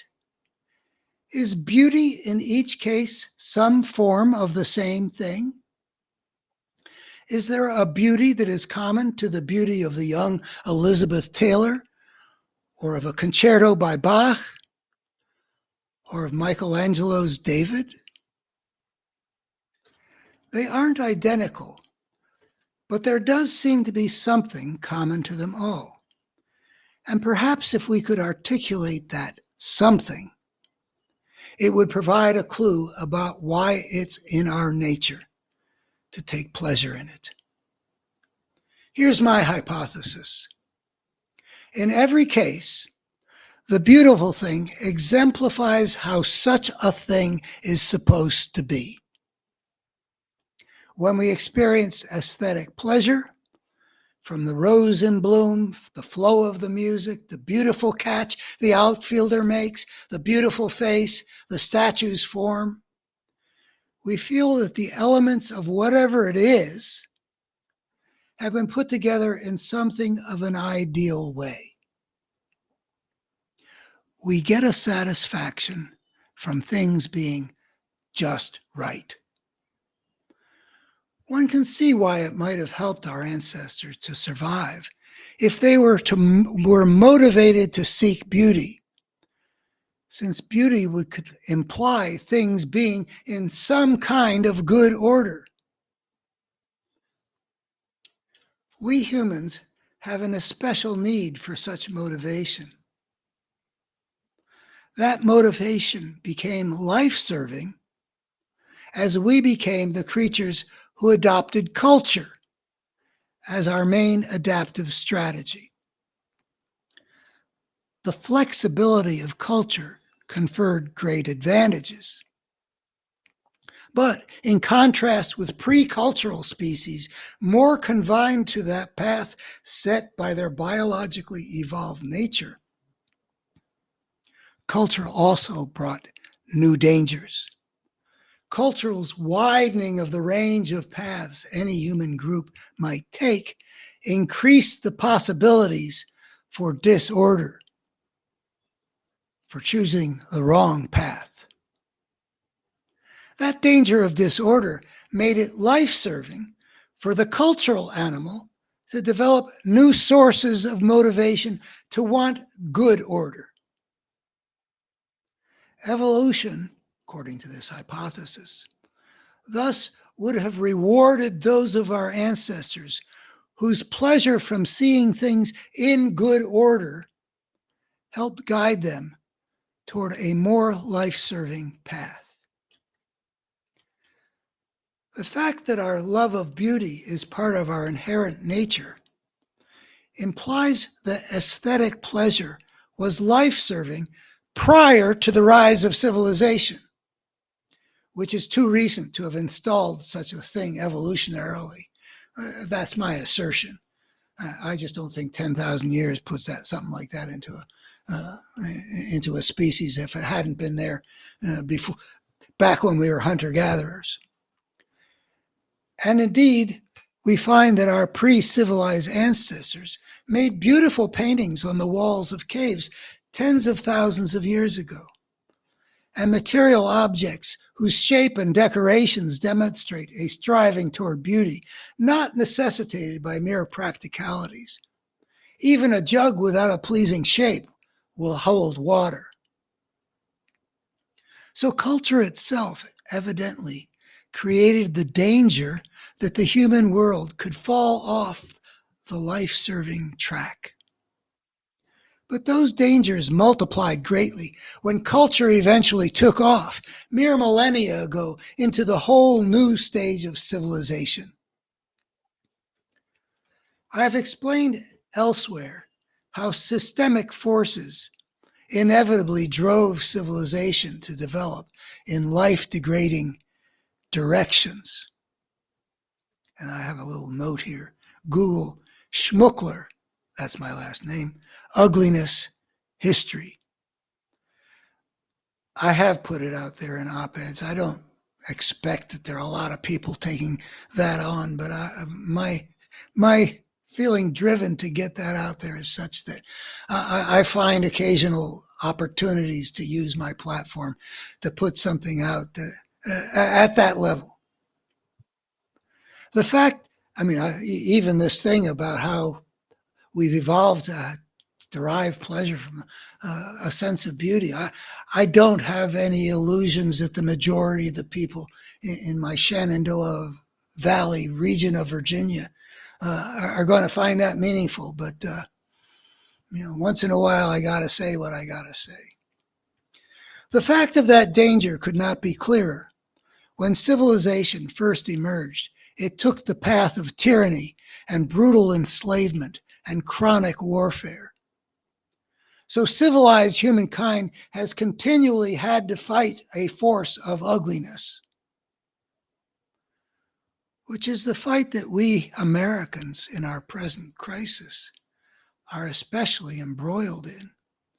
And here I'm making the turn to talk to my 2-to-1 Republican neighbors out there who are on the wrong side politically in terms of the values they used to express when I did talk radio with them back in the 90s.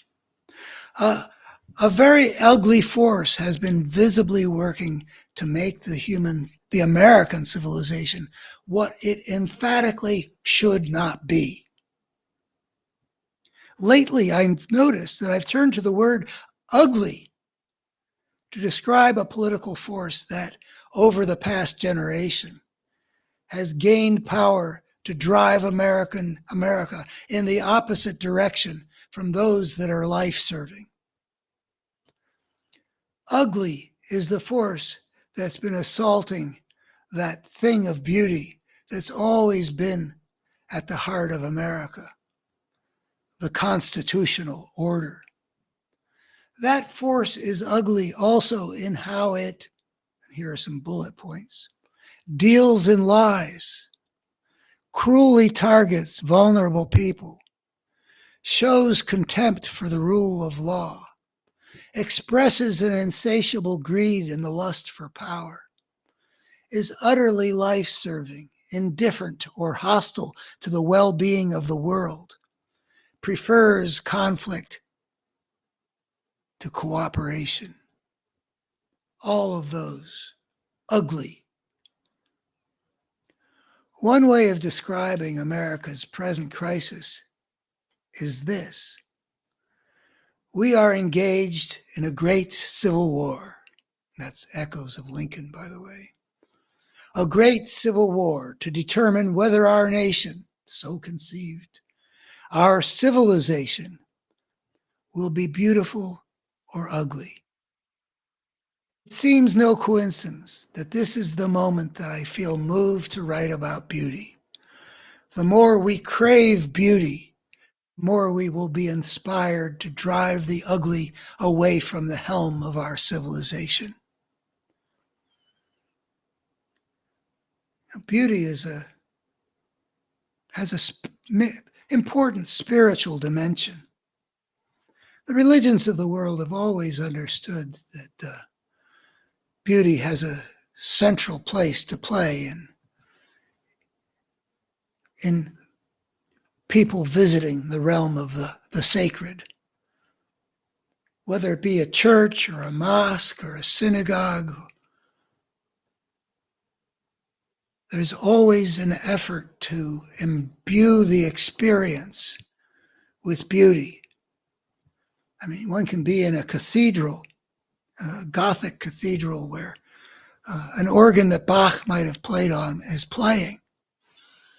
And the sound is like from a divine world, a good organ and with the acoustics of a well-constructed cathedral. It can be quite transporting. Beauty is one of the gateways into understanding the sacred and being inspired by it. And there is a beauty in, if you think about what is an ideal campaign to defend American democracy going to look like? What would it look like? What would be the values it would point to? What would it inspire people to do? What would it put people in touch with in their hearts and minds? And then you consider what is it that constitutes the force on the other side that's operating, whether it be Trump continually defying gag orders and threatening the forces of the rule of law by seeking to create possibilities of political violence and intimidating witnesses, and people like Mitch McConnell, who knows full well that this guy is a threat to the constitutional order, who took an oath to protect and defend the Constitution, and this guy comes out and he says that he's going to support this threat to the American Constitution, that he made a sacred vow to protect and defend against enemies, domestic or foreign. This same force that withheld weapons for so many months at the expense of so many Ukrainian lives in the service of protecting the human monster that dominates Russia like a fascist dictator and launched this invasion, apparently only on its own. Ugly, ugly, ugly. The dimension of ugliness and beauty maps well over a dimension of a coherent force that consistently is working to make the human world more broken, versus a coherent force that consistently works to make the human world more whole. My Better Human Story says that those two forces, which meet well in themselves and in the dynamics of their battle between them over which is going to rule the human destiny, are reasonably perceived as forces of good and evil. I mean, it works quite well. You can call it something else, but this Better Human Story shows that any creature that steps across that fateful threshold out of the biologically evolved order into the disordered anarchy that generates this destructive force is going to have at the center of its drama a battle between good and evil. Or if you don't like those terms, I think they're perfectly good myself, because they do act that way. And it's appropriate to feel that way, I think. I think that, I often like to refer to some of the movies that are very powerful, that have been deeply, people have spiritual experiences sometimes at the movies. And for me, the Star Wars trilogy definitely gave me some of that, the first one. And I used, in my teaching of my children when they were young, trying to be a spiritual mentor. It may, as I say, it's not my strongest suit, but I honor that suit and wanted as a father to introduce my children to Obi-Wan Kenobi was one of the figures that I that I referred to, and the relationship between Obi-Wan and Luke Skywalker, um, as the hero on his path to trying to align himself with the Force. Now, the second big blockbuster thing that I think shows that we really are tuned into the battle between good and evil didn't serve so deep a purpose for me, but too many battles for me in the Lord of the Rings trilogy. But still, I mean, it swept the world, like few things have, and clearly touched people at the level of, some kind of spiritual transformative experience. What people did with it when they left the theater, I don't know. But then Avatar did move me in that way. Its depiction of the wholeness of life and the blue people with their attunement to that wholeness, the beauty of that magnificent tree in which they made their home. Some of the most spiritually moving experiences in my life have been in dreams in which there were trees gigantic. I mean, I have had such experiences to a limited degree in redwood forests in coastal California and among the sequoia.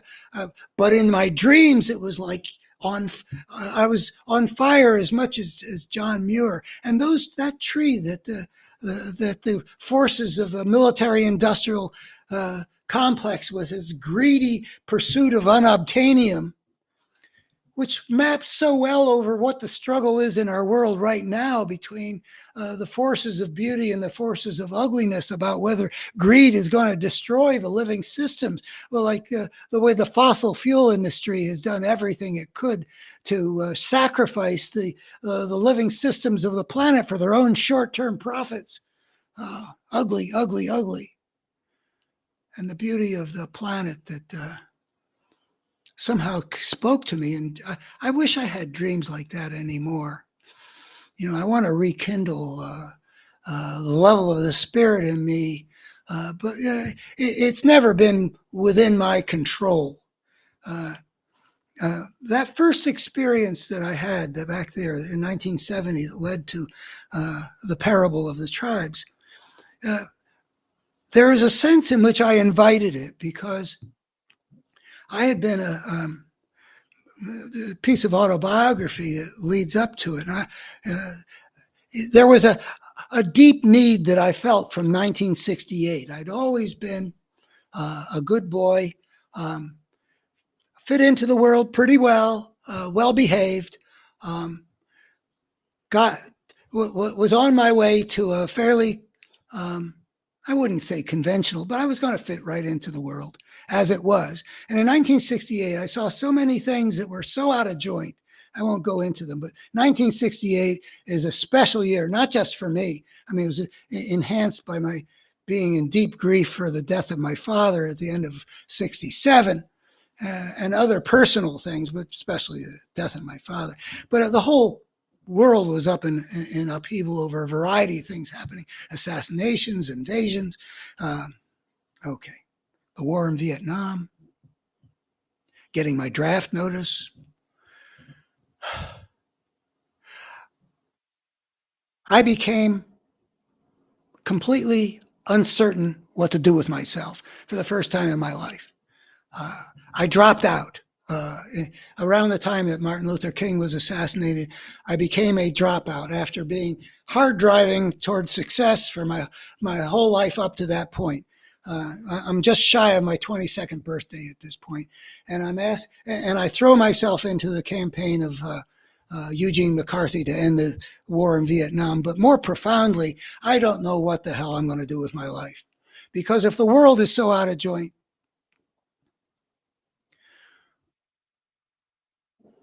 fitting into that world means that I'm out of joint, and somehow that wasn't okay.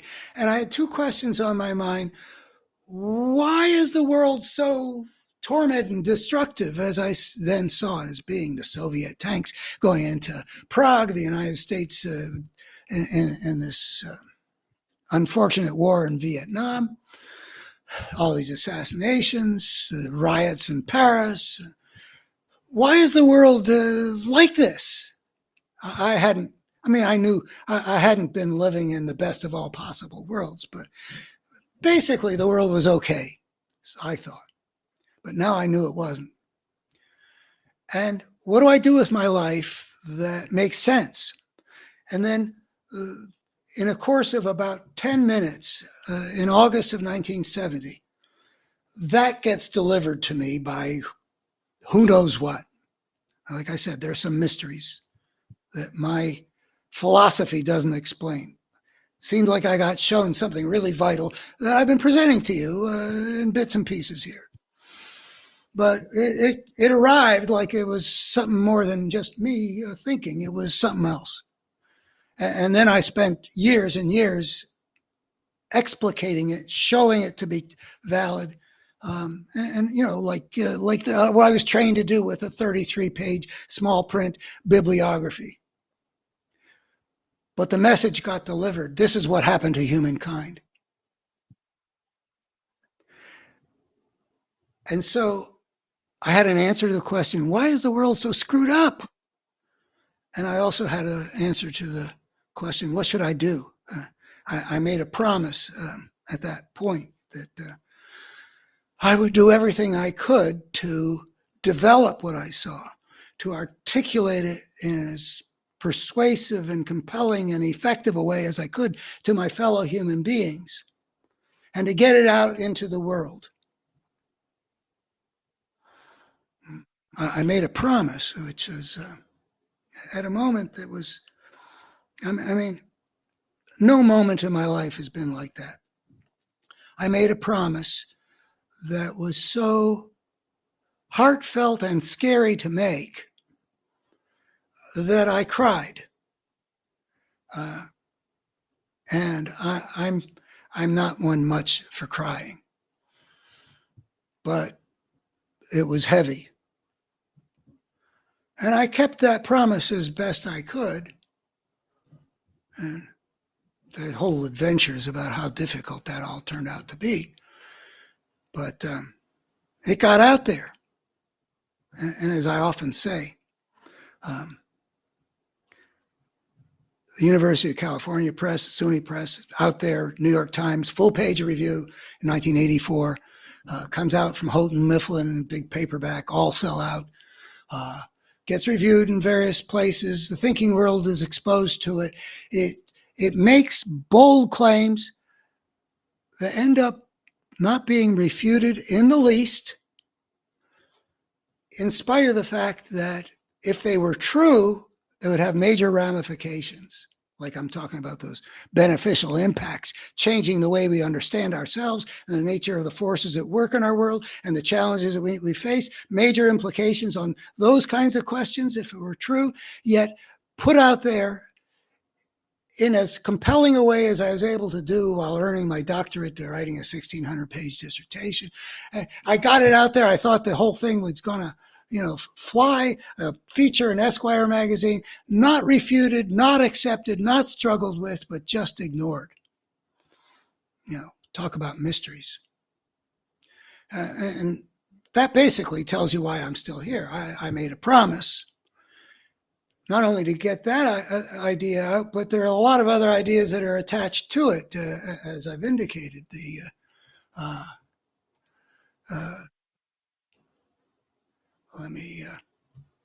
There I am. If it would have a beneficial impact, my sense of the sacredness of what's at stake, on which I can envision that this could have a beneficial impact if it got out there well enough. Because we're not looking, the secular worldview is not looking at the world that way. So if it's valid and has those implications, that matters. How can it not matter to know that we're better creatures than we are? To have a clear picture of a coherent force that inevitably arose with civilization, and which is at the heart of the battle that we're fighting here in America with this force of fascism, and which is also what we need to overcome if civilization is going to survive for the long haul. If it were to clarify the nature of that battle and how that should be fought, and clarifies where we got to get to, when we overcome that destructive force that inevitably arose, how can I not fight? I tried to give up because, there's a certain fatigue. As I approached sort of my mid 70s, I'm not going to work on self-promotion ever again. I've spent my whole life looking for, opportunities and getting on the radio, getting books published, getting articles published, running as a candidate for Congress to try to get a message out. I'm tired of trying to sell myself. I'm going to just give up. You can say, I tried. But it's not like I couldn't. And even if as I put it these days, even my shocks are worn out. If I plug into the spiritual level and ask myself, what does it cost me in terms of what's really important? To keep fighting to, like here on a new, my son has, tried to teach an old dog new tricks. Here's a new genre for you, Dad. This is where you got to go to achieve your mission that you thought back in 1984 or 1985, and the honors are coming in. But, it's not out there anymore. If you want to get it out there, this is what are the costs to me? Well, they're not trivial. Being 78, it doesn't feel the same as being that guy who made a promise when I was, 24, when I made that promise in 1970. I was ready for a fight. I mean, my picture of myself from that era, I call it my David about to go fight Goliath picture. A friend of mine took it. We were out hiking in the California hills, and he took this picture of me, and I'm ready. I'm ready to take it on, and I did. It was bruising, but I got no regrets. But that's a different animal than this one you see here. But what's it cost me? Not more than I can stand to pay. What's at stake? What's at stake, whether America remains a democracy or becomes the kind of country Trump is describing these days as Project 2025? I mean, it's the end of the road for everything that we've been blessed by being Americans. Whenever we fell short, we at least had these ideals, and he doesn't even take them as ideals. And the party that sold its soul to him. I just think we all owe it to plug into our sense of what's good and what's evil, and the sacredness of what's at stake when good and evil are battling. So that's what I'm doing here. I think I have this topic that you may have seen on the placard that precedes the broadcast at the top of the hour or the first hour. Can better ideas change the world? What if all these truths, the things that I say are components of my integrative vision that I'm offering, that I really want everybody to check out? I mean, like, would you care if all these things were true and could be shown to be true? Like the ugliness we see in human history isn't human nature writ large, like that.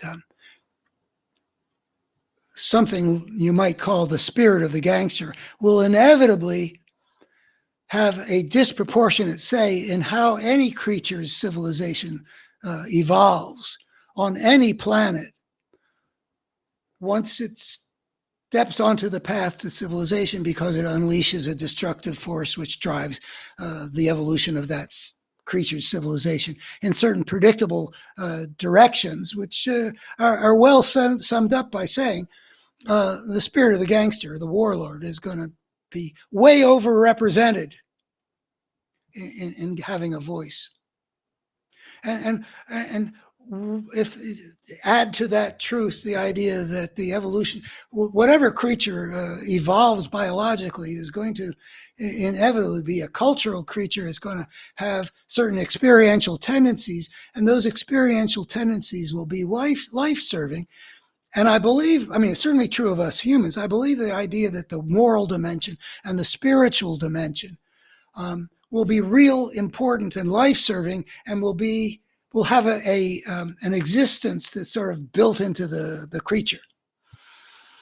So in addition to unleashing a destructive force because of the plunge into the disorder of extricating itself from the niche in the natural order, there's going to be a constructive force that is there because it has served a constructive purpose that it leads to greater success in getting one's DNA into the future, which means it's being selected for, which means that it's life-serving and it's real. It's in the creature, it's in the realm of experience, but it's real because it's been put there because of its impact in helping life to overcome death, helping the force of wholeness overcome the force of destructiveness, which also maps onto helping a force of that you could call the force of the good, that means experience positively, fulfillment, better experience versus worse experience, and it means the force of the spiritual dimension, which has which tends to be very impactful, which means that people behave differently on account of it. Like I had that experience in 1970. If you look at my bio since 1970, I mean, pretty much when I made that promise, it wasn't obvious where the path was going to take me, but everything that's happened since is a function of the choice I made at that point. And I didn't feel like I really, I didn't weigh the choice. Well, let's see, should I do it or not do it? I mean, it was compelling. I'm going to do it. I mean, I just had to do it. I've studied Martin Luther some long time ago, but I know one of his famous quotes is, "I can do no other." And it's not like everybody gets the same calling. I mean, I would not have. I don't quite get what the spiritually transformative experience was that informed him. And people have got all kinds of ways of thinking that they bring to their spiritual experience. They got all kinds of brokenness that is in them. I've tried to tune in on what's wrong with me that I might not see things right. But anyway, a lot of people have a lot of different spiritual experiences, and I don't buy the results of everybody else's religious experiences. But I do feel that you could, if you listed everybody's experiences, and I'd say 1/3 of the people could have something they could tell you about. That's some empirical thing that I think I know, but I think that overwhelmingly the import and the impact of that spiritual experience will look life affirming. And even though people can be broken in various ways that interfere, back when I was, in the immediate aftermath of that sort of revelatory experience, I thought a lot about how each one of us is a vessel with varying degrees of intactness, cleanness or dirtiness, and that what comes into us from the spiritual place, and I want to confess that I don't have a really good psychological model about, I mean, what are we talking about? Spiritual level experience? I mean, is that, what's happening neurologically or whatever? I mean, I've experienced things, and I've looked into other people's experiences, but I don't know, quite what's happening. Where was I? What is it about, if we looked at all the people who have something that they have playing a role in their life as a derived from what they would have considered a deep spiritual experience or a spiritually transformative experience, I believe that you would find that almost all of it is basically pointing in the direction of greater wholeness. I confess not to having empirically tested that. I'm not sure exactly how I go about producing the appropriate catalog of people's testimonies of this is what I got and this is what I carry forward with me. My experiences, I put continually to tests of the sort that my dad, put me through my paces from the very early age. Does this hold up? What about this? And what about that? I often wonder, since I read other people's stuff and from like historical and what otherwise, so and so really missed the boat on this. How could he not see such and such? Like I said, Freud, who was born right, in the vicinity of when Darwin's um, uh, um, Origin of the Species was published. He writes books that are so lacking in an evolutionary insight. I mean, like his Civilization and His Discontents, that's the thing that this book of mine, if you like Civilization and Its Discontents, or especially if you'd like to see why you can reject that hypothesis, I recommend The Parable of the Tribes, because he seemed to think that we humans were completely ill-equipped to live in a social group. Hey, man, wasn't it obvious that we humans were social way before we were human? I mean, we look at chimpanzees and the whole primate thing is a social thing. Where we come from, living in a society came first. But he didn't anyway. So I've looked at various people who are very smart that I respect a whole lot, and I say, okay, Schmuckler, where did you miss the boat? What is it you're not seeing? And it's hard to tell for me. Nobody's pointed something out that I failed to understand this or that. Like I say, nobody's refuted it. Nobody's even laid a glove on it. But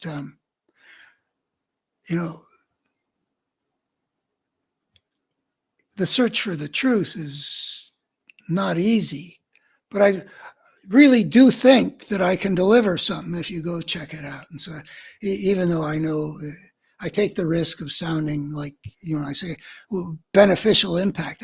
Wouldn't it have a beneficial impact if we understood that what we're up against right now, that's the name of that book, What We're Up Against, the destructive force at work in our world and how we can defeat it. Wouldn't it make sense that if we understood what we were up against, we'd be more capable of defeating it? So I don't know if I have illusions about what role ideas can play in the world, but I do think that people operate in the world based on sort of maps and models that they've got of this is the kind of place it is. And I don't think that our secular worldview has got any very coherent maps at all right now. I often point to how when I was getting educated, Freud and Marx both had maps that a lot of people were using in a serious way. Right now, I don't see any serious maps. And I can't think that we're going to be well served by having a worldview that doesn't have any coherent picture in it. We got to see things whole to know what we're dealing with. And what we're dealing with is something that becomes visible when you look at how what we did as a species, which is obviously what threatens the planet, is that we broke out of the natural order and broke into disorder, and a battle between two different coherent forces is at the center of the human drama. And how that battle turns out will determine whether, well, in the more immediate future, whether America is a fascist country in a couple years, and at the longer level, whether human civilization is able to survive for the long haul, or whether we do from within the systems of life itself, not what the kind of mess that could be made out of these systems from the things that life doesn't control, like the asteroid or like the ice ages or the floating of the tectonic plates. Those are things that life doesn't control. Well, civilization is also something that life doesn't control, but it is an outgrowth of life, unlike those other things. You know, our challenge is to, if we're going to be civilized, and it looks like the die is cast, our challenge is to make that work. And it's not clear we're going to do it. But it sure seems to me like a good map, a good sense of what the forces are at work and why they're at work, and also believing more fully in ourselves could help lead to a better outcome than operating where we are now with this secular worldview in which both the moral dimension and the spiritual dimension are given somewhat short shrift when they are a source of power and guidance that we need to tune into. Well, thank you. I invite you to check me out by subscribing to this live stream. I invite you in particular to check me out by how I lay it out in writing in more ways than one. I mean, you don't have to read the same thing again and again to get it. I've laid it out in 4 or 5 different ways on my website, abetterhumanstory.org, each one more or less finite in length. And an adventure which I think could be spiritually meaningful.